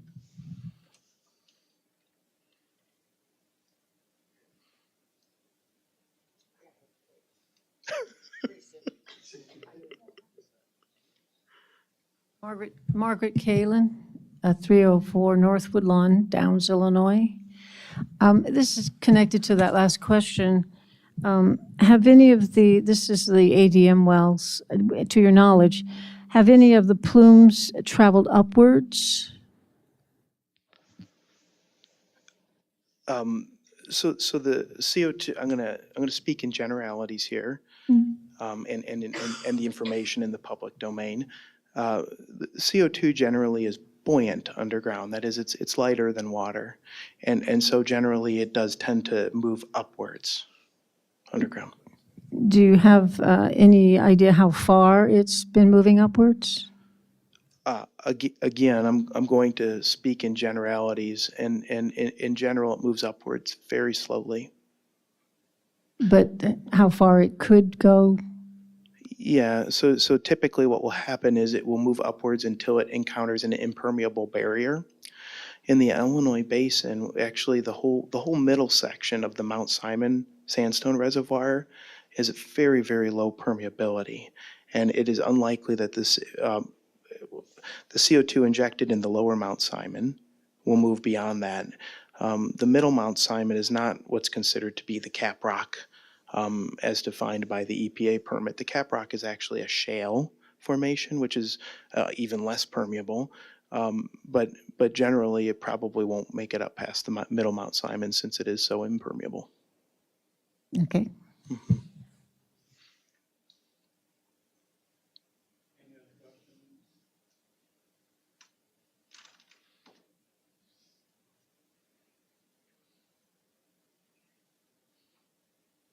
My name is Joan Broaddus. I live at 13822 North, 4000 East Road in Saybrook. Well, and sure, Joan, Joan Broaddus, Broaddus, and it's 13822 North, 4000 East Road, Saybrook. And this is part of the other question, or kind of when Sally asked the question about if there were a tremor or an earthquake, and you said that it could be shut down. So define shutting down. What do you mean?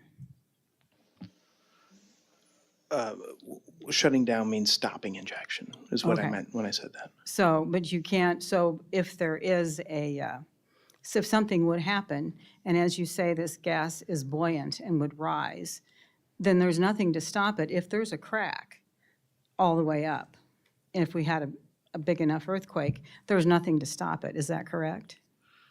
Okay, so underground, it's in the where we're injecting. It's not a gas. It's a supercritical state, which is kind of a state of matter, somewhat like a liquid and a gas. It's compressible like a liquid, or compressible like a gas with a liquid. So it's a dense phase.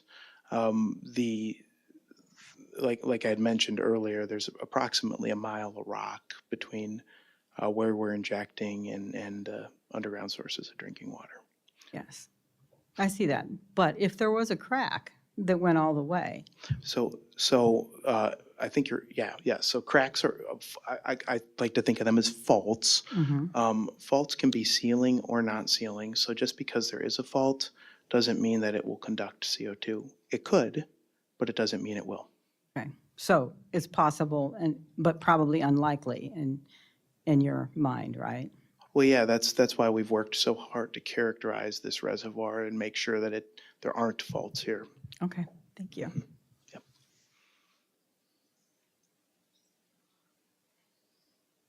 I think we got a couple of people who want to take a break, so we've been trying to get done with this witness, but we're going to have to take a break for 10 minutes. So 5 after we'll be back. You'll still be on call, but we need to take a break for the court reporter and because I need to use the restroom. So we will be taking a break.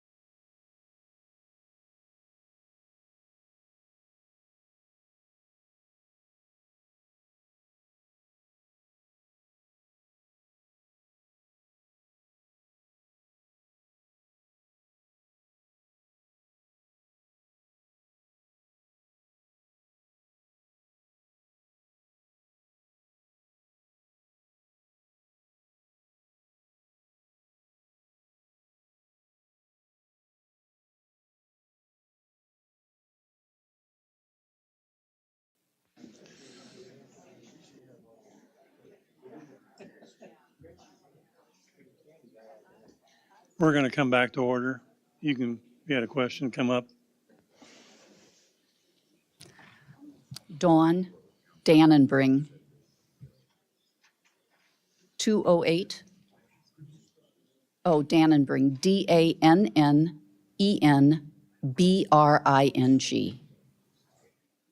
208 Kreitzer, Kreitzer Avenue in Bloomington.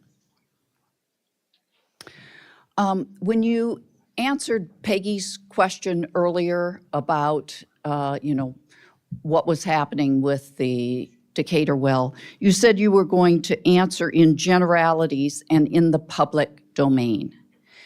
Is there something you know that you can't tell us?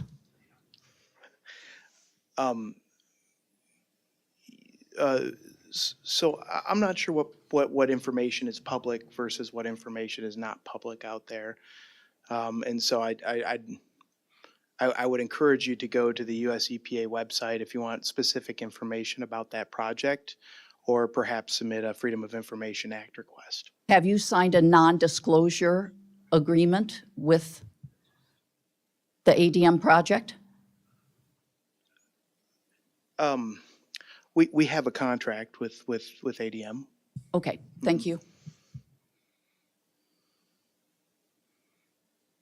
Would there be any other questions from this witness? I don't see anybody. I'd run if I was you. Thank you all very much. Thank you for coming up. Joan Broadus.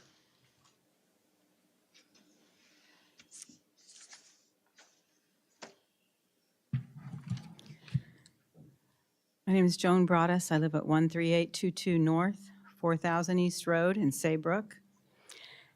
May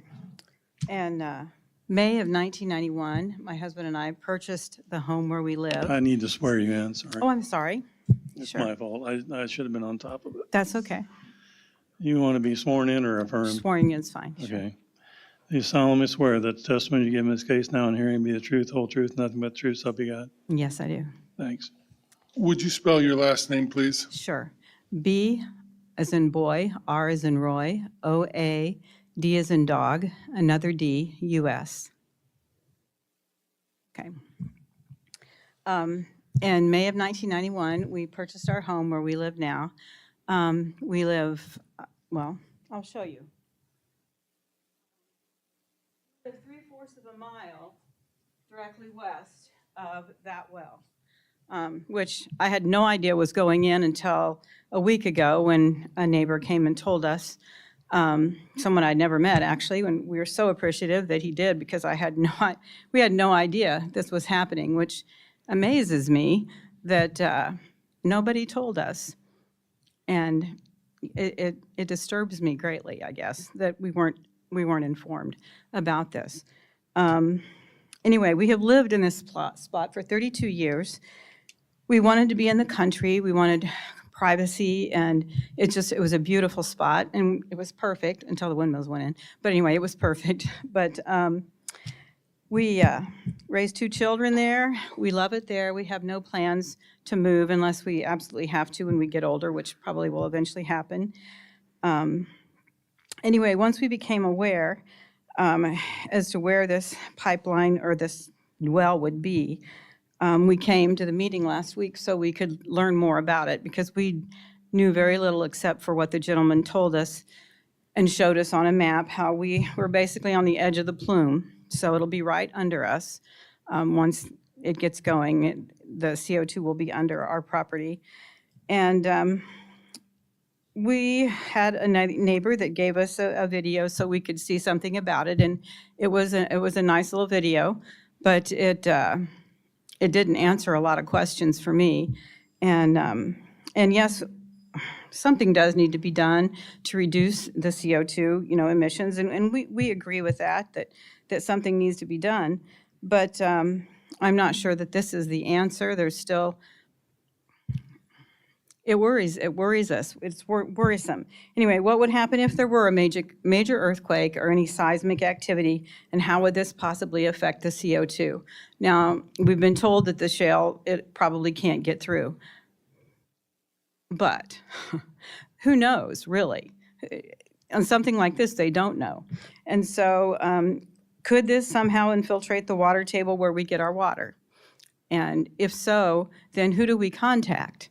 And what would they do? I would really like to know. And when we try to contact somebody about the windmill that grinds next to us, we never get an answer, not even after 6 months of calling. Nobody does anything for a windmill that grinds 24 hours a day, 7 days a week, for months at a time. Anyway, so I want to know, it makes me wonder, you know, if something goes wrong here, who do I call? Who do we call, and how long will it be before somebody comes and does something about it? And then what could they do? I would like to know, what could they do? Yeah. So the other thing is, we believe this could possibly have a detrimental effect if we did need to sell our house for any reason. Would somebody else want to buy it? I'm sure that we wouldn't get the assessed property value for it. I would be very surprised if we did. And to confess, if it were me, and if I knew in 1991 what was going to happen to where we live, I would not have bought this property. It would not have been something I would have wanted. I don't want to be sitting above where somebody is dumping and pouring hundreds, thousands of billions of gallons of CO2 underneath us that could possibly potentially rise up. I wouldn't want that at all. I think if I have anything else here, basically, I wouldn't want it. I wouldn't want our property. So if I wouldn't want it, would somebody else want it? And would we be able to sell it if we had to? I don't know. Anyway, so for these reasons, I would ask you to deny the application for this well. And thank you for your time. I know you guys have a hard job. So thank you for listening, and thank you for your time. Hang on just a second. Thank you for coming up, but you got to wait just a few minutes. Oh, that's okay. Okay. Any questions from the board? Staff? Would anyone in the audience have questions as witness? Questions only?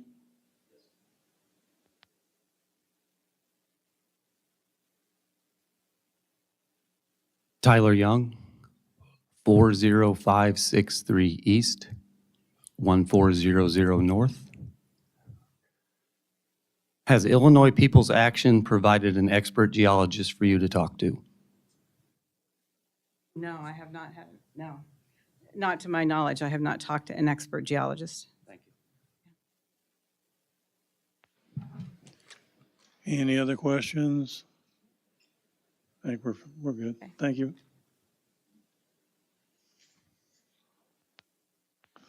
Mark Hummel.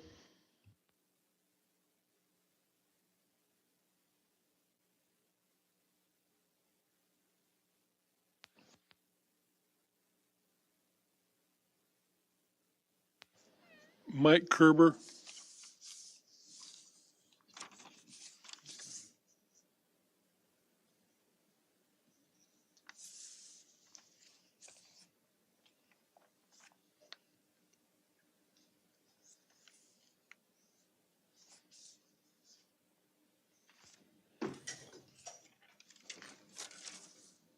Would you like to be sworn in? Yes. You solemnly swear that the testimony given this case now in hearing will be the truth, the whole truth, nothing but the truth shall be God. Yes, I do. Would you pull it just a little closer to you? Okay. State your name and address for the record, please. Mike Kerber, that's K as in kilo, E-R-B-E-R, 1014 Broadway Avenue, Normal.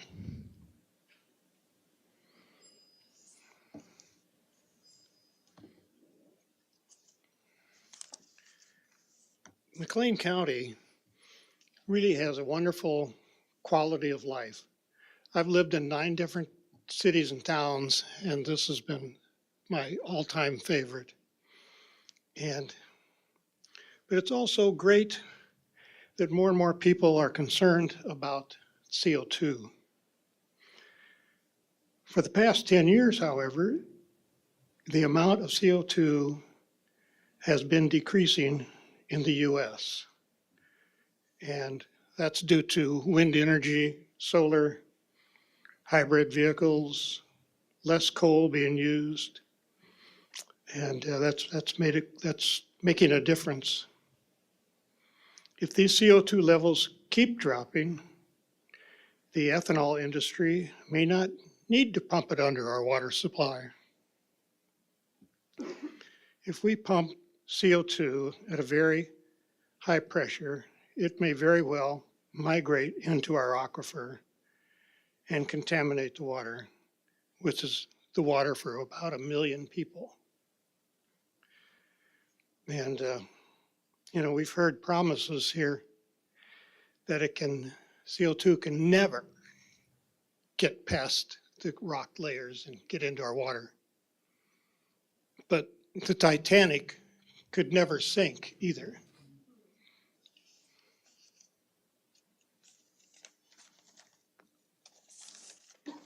Don't worry, this is short. So it's up to this board to protect the people of McLean County.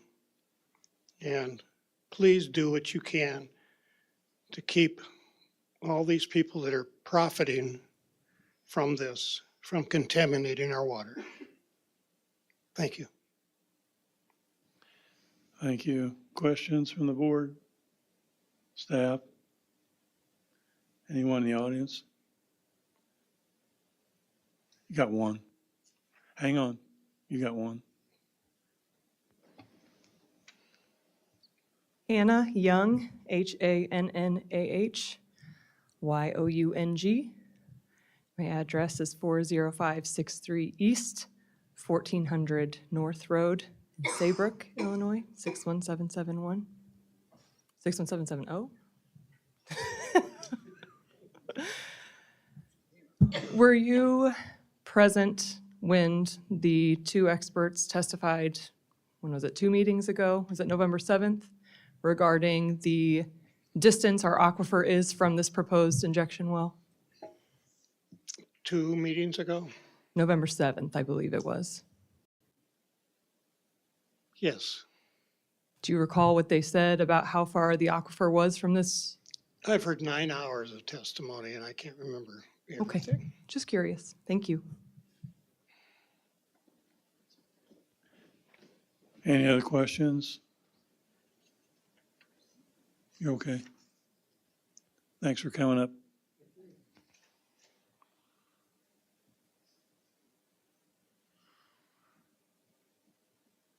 Julie Fosdick.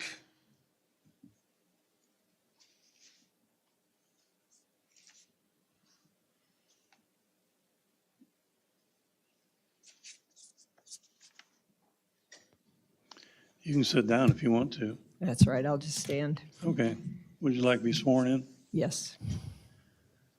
Do you solemnly swear that the testimony you give in this case now and hearing will be the truth, whole truth, nothing but the truth, so help you God? I do. Would you state your name and address for the record? Julia Fosdick, Fosdick.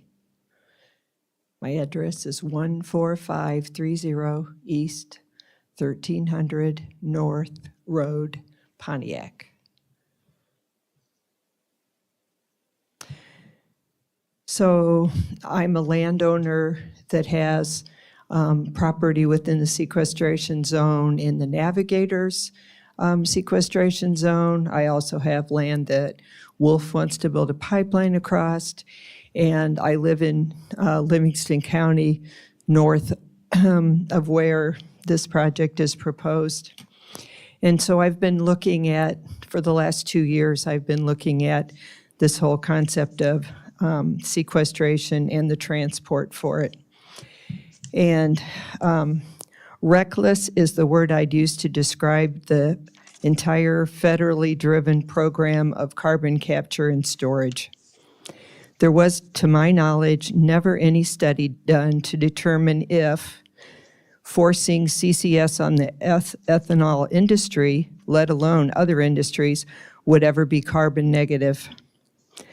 I don't know of any studies that really looked at the environmental risks and determine whether they would be offset by the benefit of reducing atmospheric CO2. And I have not seen studies of the risk to the human population and any determination that the value of removing CO2 from the atmosphere would outweigh the risk to humans. Yet here this program is being pushed forward recklessly. The result is it's creating a lot of victims. I felt this when I was here 2 weeks ago. I felt like this room was filled with victims of this federal policy that's being crammed down everyone's throats. The ethanol industry is being forced into something that if the risk materialized, they could be left with a huge liability. Local government officials are forced to make decisions on sequestration, a process which can affect our environment forever. And we only really have about a dozen years of experience with this anywhere in the world. And predictions are attempting to be made for what this is going to do, for thousands of years down the road. And we also have citizens who want to protect their homes, communities' health, lives, resources, water supplies, and yes, a market for our agricultural crops. My husband and I are farmers. Reckless is the best word I can use to describe the way this project is being, this whole nationwide project, not this project, the nationwide push for this. And I don't feel like the background work was ever done before this was pushed.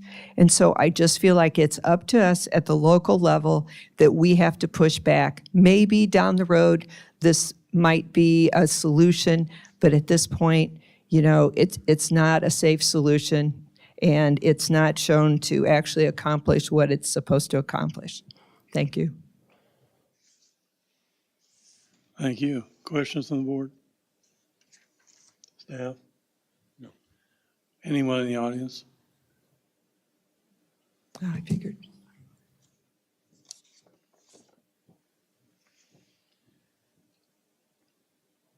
Tyler Young, 40563 East, 1400 North Road, Saybrook. I was asking in your gathering of knowledge, what experts in geology you spoke with? Actually, I've read lots of scientific papers. I have not spoken in person with an expert geologist, but I've read lots of scientific papers. I've been at various meetings when information was presented. Thank you. Any other questions? I think we're good. Thank you. Neil Brandt.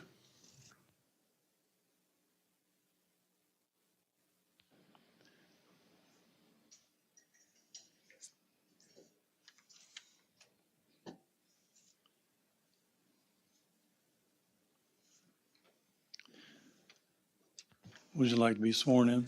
Yes, I would, please. Do you solemnly swear that the testimony you give in this case now and hearing be the truth, the whole truth, nothing but truth? I do, Help thank God. you. I do. Would you state your name and address? My for name the is record? Neil Brandt. I live at 745 North 00 East Road, Gibson City, Illinois, Ford County. Across the road from me, Gibson City address, yes, 60936. I walk across the road and it's 4200 McLean County. I've heard a lot of discussion tonight. I will share with you that I'm neutral on this project. I'm neutral because I've had zero information and zero communication from the company that wants to put this carbon dioxide underneath the land that my family and my brothers and I own and where my wife and I live. Well number 2 is approximately 1.5 mile to the south and west of where I live. And well number 3 is approximately 1.25 miles to the north and west of where I live. And there has been zero communication from One Earth Energy or from One Earth Sequestration LLC as to the effect of what it's going to do on we adjacent landowners. So I have a prepared statement. I signed in to appear at this hearing, not for or against this project. My reason for appearing is that my family has had zero communication with One Earth Energy on this project as it would affect our land. The CO2 plume, as it's designated in their exhibits, would completely encompass our family farm, which is 110 acres in Ford County. With no communications in One Earth Energy, I'm wondering if this is an oversight or if it's a part of the structure. Is this an oversight, or has there been other areas that have been overlooked? Is One Earth Energy aware that there's an abandoned oil well project, a drilling project located on the land owned by John Miners, located on the land located at, we call Gobbler's Knob, at 800 North, 100 East Road? Have they investigated the depth of this abandoned project? The well was done in the early part of the 19th century, or 20th century, I'm sorry. As an adjacent landowner and as resident of the impacted area, there's been zero effort to discuss this project with affected landowners and residents. I also currently serve as president of the Church Council for St. John's Lutheran Church of Anchor. It's located at 16576 North 4000 East Road. Our church has been at this location since 1877 and will celebrate our 150th anniversary in 2027. We hold weekly services with an average attendance between 40 and 50 members, but on special occasions for weddings and funerals, our attendance can be over 150 people. Our church is located approximately 3/4 of a mile northwest from projected well site number 3. We also have had zero communications with One Earth Energy or One Earth Energy Sequestration LLC, which leads me to wonder if they've overlooked this communication with landowners and adjacent landowners and stakeholders in the area, if they overlooked something else. I previously stated I'm neutral on this project. The only information that I've had is from neighbors that have come and talked to me or research that we have done which exists in the public domain. Request that you take this consideration as you make your zoning decisions. Thank you, that's all I have. Thank you for coming up. Any questions? Staff? Anyone in the audience? I think you're attorney. Push that button, would you please?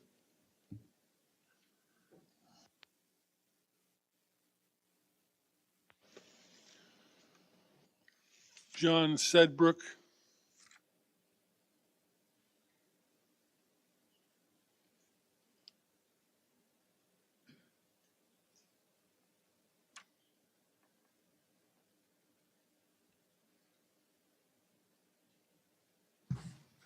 John Sedbrook. Oh, do you want to say that first? You want to sworn in? Yes. Okay. Solemnly swear that the testimony is given in this case now and hearing be the truth, the whole truth, nothing but the truth, so help you God. I do. Now you can state your name and address, please. John Sedbrook, John S-E-D as in dog, B as in boy, R-O-O-K, 7 Kenyon Court, Kenyon Court, Bloomington, Illinois. So I was here and testified previously for the zoning, the setback for the other well, and at that time I said that I was a professor of biology at Illinois State University.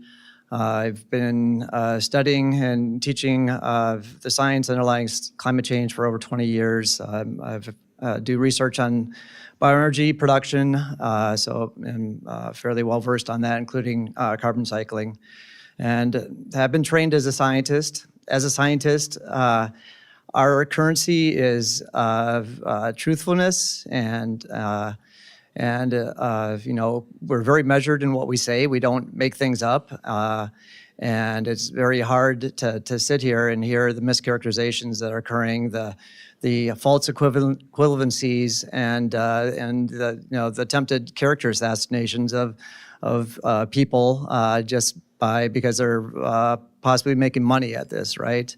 Let me go back to when Dr. Whitaker was here. You probably remember that incident there. Well, I knew Dr. Whitaker before he was a consultant for a company. Not that there's anything wrong with that. He's an expert, right? So that's what consultants are supposed to do.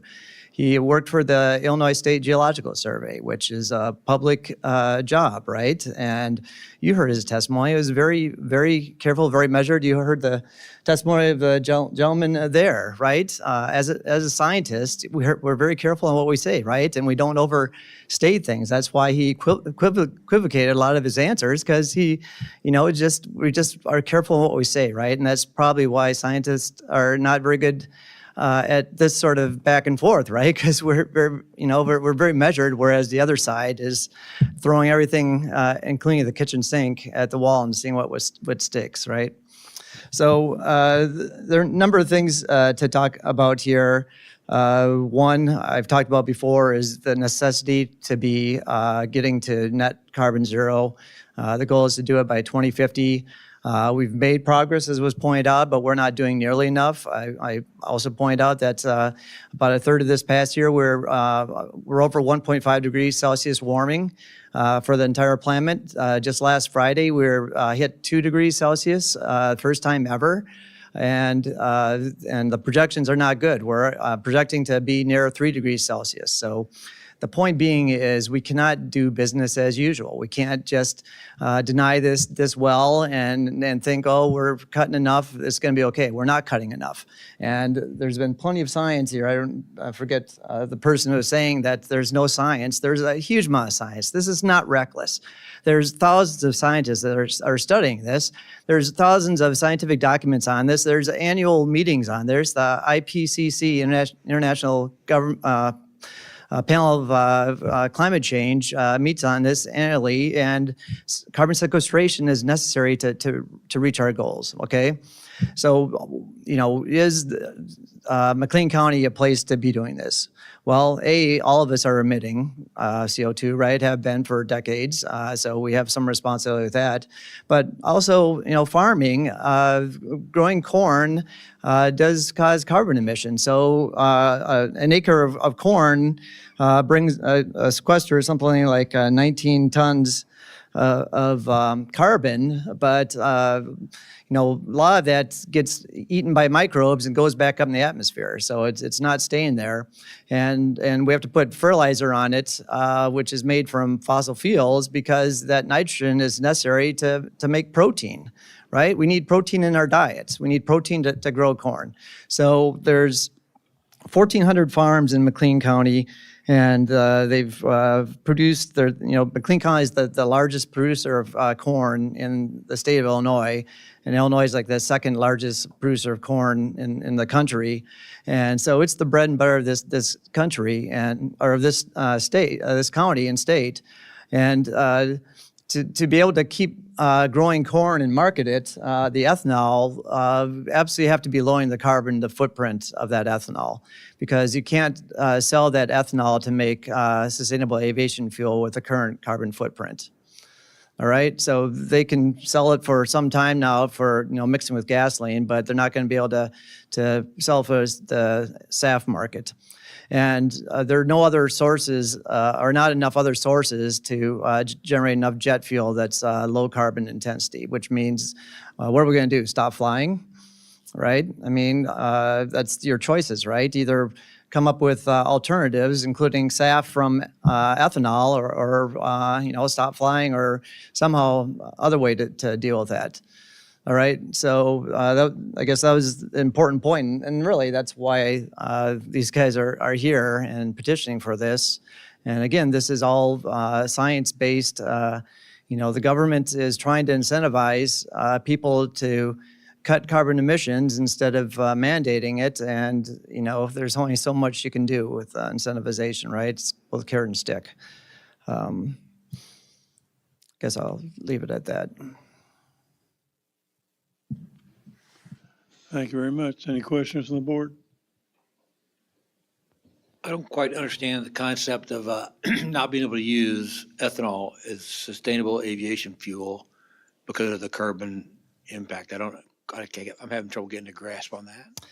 Yeah, so the government has set rules on how much carbon, what the carbon intensity score of a given fuel can be to be used for considered sustainable fuel. And so the current methods of growing corn with, taking fossil methane to make fertilizer and all the inputs make that CI score too high for that ethanol unless you do carbon sequestration from this pure CO2 stream that the fermentation is creating. Unless that's sequestered somehow, you're not going to get below that score to be able to use it for SAF. Okay, thank you. So just to make sure we understand what you're saying, it's not changing, and you're not talking about changing the way ethanol is made. At this point, what you're saying is if we sequester the carbon, it lowers the carbon score for ethanol, and therefore, which means the overall carbon production or emission, but since they would capture this and put it under the ground, it would lower technically the carbon emissions. Correct. And then would make that more appealing, and actually not just more appealing, it would be the only way that it could be used for aeronautical fuel or airplane fuel. Yeah, as scientists and policymakers, we're trying to come up with real solutions here, right? We're not just trying to make a zero sum, lateral move here. And in order to make real differences and getting to net carbon zero, you've got to have these standards of lower carbon footprints of fuels, right? And it's a process. Now with this, you have a certain CI score. Eventually we can come up with fertilizers that have a low carbon intensity too.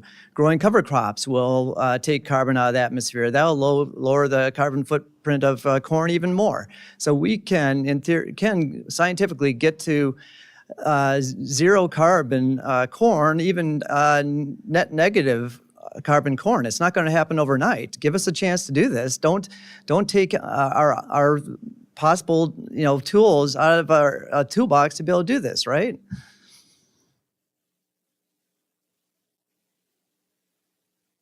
Staff have questions? Could you tell us, are you a PhD? Correct. Could you tell us where you got your PhD and in what? So I got my bachelor's degree in geology and geophysics at the University of Wisconsin-Madison. I got my PhD at the University of Wisconsin-Madison also in genetics, and I did a postdoctoral fellowship at Stanford University and have been at Illinois State University for 20 years. Have you published anything having to do with climate change? I have published in having to do with bioenergy, biogas production, biofuels, but not in climate change. Does carbon sequestration have a significant role in lowering our problems with reaching net zero? So if you look at the models, which have a lot of scientific data behind them, the models all require carbon sequestration in order to meet net zero. Did these recommendations come before they actually researched the safety of carbon sequestration? Well, those, I think, efforts are going in parallel, and I think there's been a lot of mischaracterization about the risks of, carbon sequestration, comparing, carbon escape to the Titanic sinking as a false equivalency. Another thing I was going to say is there are a number of experts out there that you can reach out to and talk with. Some have been here already. The Illinois State Geological Survey is down in Champaign-Urbana on the University of Illinois campus. You can go there. Richmond Community College has a carbon sequestration center there. And ADM has experts. So that well's so far sequestered 4 million tons of CO2 with no problems. And you can, probably, if you are interested, I can see if I can talk to some people. I've gone and seen that well. It's very nondescript. It's not like it looks like it's about ready to explode. These things are heavily, overly engineered. They're not designed to fail. And these failures that they're bringing up are very rare instances that are special circumstances. These aren't like failing left and right. Thank you.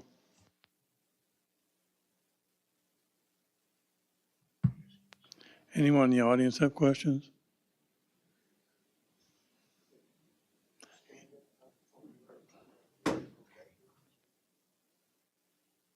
When you're talking about fuels and that, and the Oh, government. hold on one second. Oh, I'm Paul Bill Felt from Anchor, Illinois, Beefy.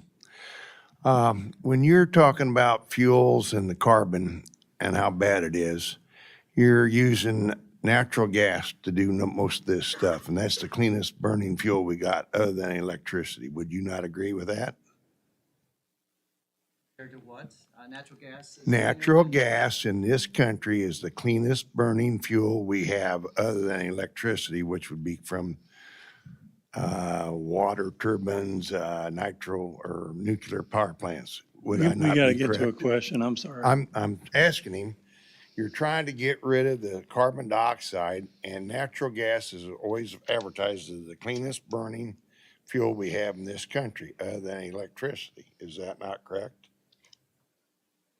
So I think you're talking fossil natural gas that's been, Yeah. so that's relative to coal, it has less carbon emissions, but still, that alone has too much carbon emissions for us to get to net zero. So if you're talking natural gas from biogas production, that actually can be negative if you can sequester the carbon along with it, and that's really a better way to go. Okay, so if you're gonna have zero carbon in the air and you don't have no carbon and all the trees and the plants suck in carbon and produce oxygen for you and me. And as soon as you get all this carbon low enough, where's our oxygen gonna come from when the trees and there that? You're talking clear over here to me, and I'm talking clear over here to you. But you're trying to take away what one side of the world lives on so we can live on the other side. They used to have coal, and used to have not to put sulfur on your ground as a chemical because we burnt coal. Now we gotta buy coal or sulfur. We got to get to the question. I'm sorry. That's the question I'm asking. No, but How's you're he not. gonna You're, get it? you're making a So- statement. So you're advocating for acid rain? Is that what you're saying? And, the point about taking carbon out of the atmosphere. So right now we're emitting so much that the planet's unable to absorb it, both plant life and the ocean. So we're over 400 parts per million. Historically, we've been around 300 parts per million. We're trying to get back to that so we stabilize the climate and we don't have runaway warming here causing all sorts of problems. Okay, then my part. Dr. Sedbrook, would you mind taking the microphone off so you guys could share it a little bit easier? Okay, that's I'm fine not a too. singer.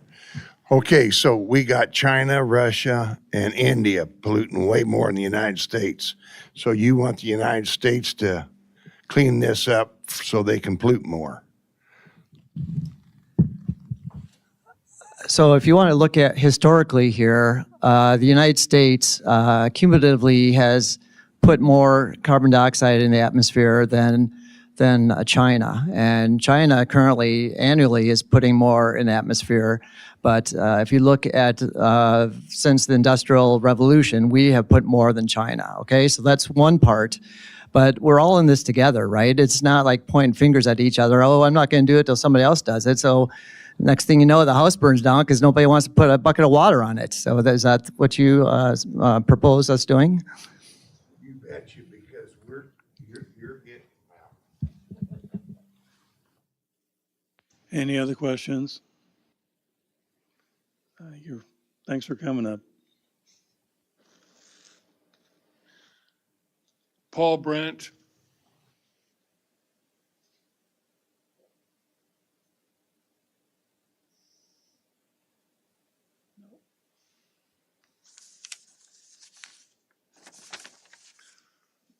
Susan Adams.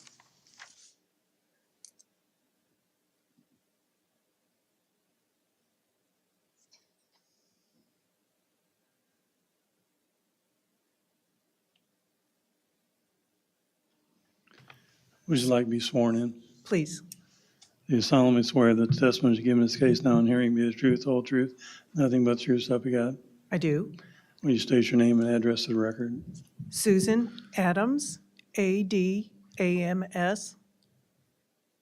And it's 1659 2500 Street, Atlanta, Illinois, 61723. Go ahead. Okay, what I'm, was wanting to talk about was the Muhammad Aquifer. And to make a note, I've been a member of the Muhammad Aquifer Consortium since 2005, and I've been serving as chair since 2021.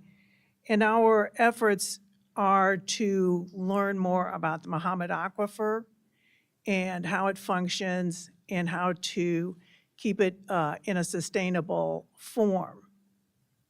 And one of my concerns is that there are 3 wells that fall within the Muhammad Aquifer Sole Source Project review area. And I know the sole source designation was something that was worked for to try and make sure that the aquifer doesn't ever have a pollution issue. The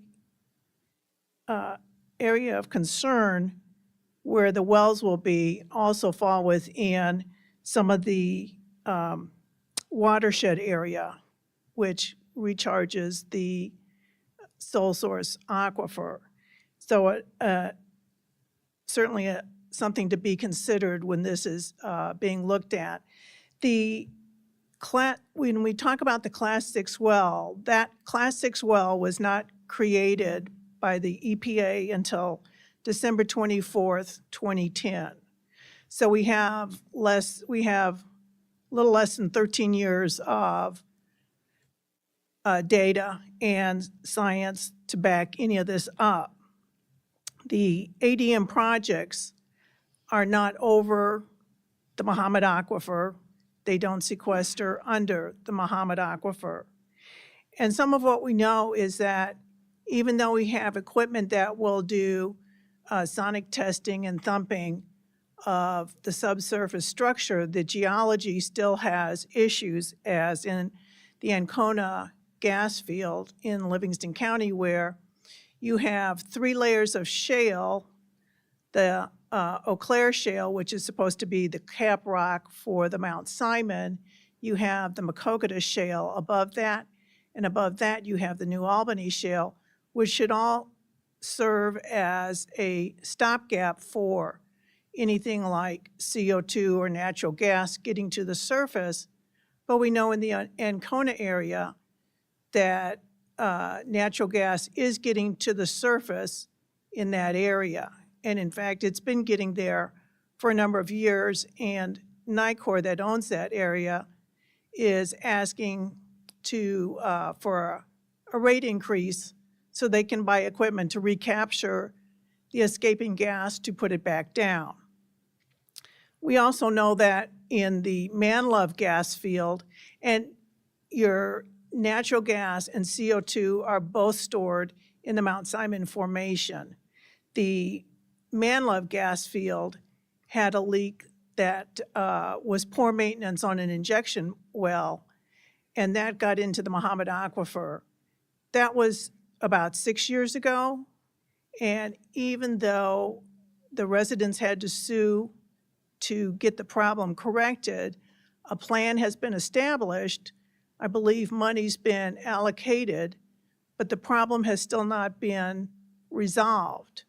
So when you talk about the Muhammad Aquifer and all the people and communities it supports, my question is it really a good thing to be putting injection wells or CO2 next to or under an aquifer.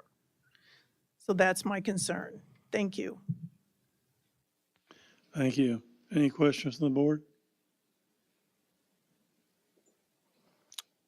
You equated storing natural gas in the same Formation. formation as CO2. Yes. Okay, thank you.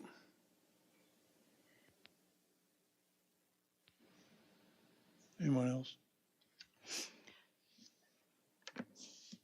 Do you have any expertise in geology? I do from the standpoint of being involved with Muhammad Aquifer Consortium, and our advisors, our technical advisors are Illinois Water Survey people that we work with and Illinois Geological people. Okay. I talk with Steve Whitaker, Ed Maynard, Al Weirman, Great. that have been. I just, that was a precursor to my question. So do you know what has caused these faults in the gas well? You mentioned it was from the drilling in the one.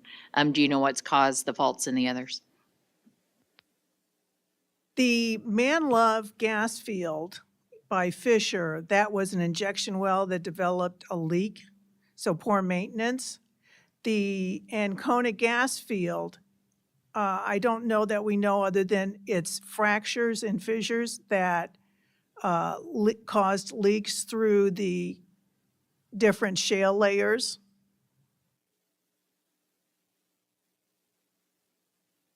You can actually see when a crop is growing, you know where the leaks are because the crop will die.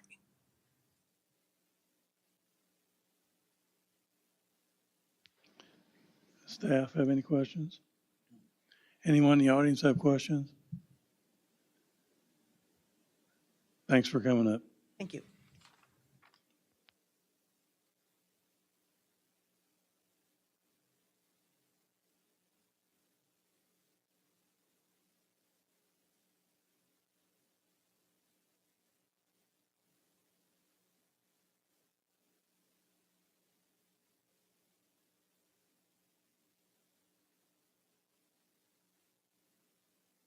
Okay, this is where we're at. I thought we'd get a little farther tonight, but that's the way it is.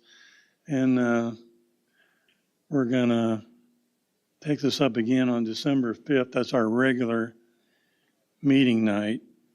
And we're gonna be going to rebuttal from the applicant. And then we'll have closing statements and rebuttal from the public. And we'll fill you in, but that's kind of where we're at. The testimony part is over with. We won't go back to that. So it's going to be moving on. And it'll take as many meetings as it takes. 7:15. We're going to call it for 7:15 because we have one case that night that we're going to hear before this. So we're going to call a continuation of this case. Do I can say the number? There you go. For December 5th at 7:15 in this room. Thanks for coming.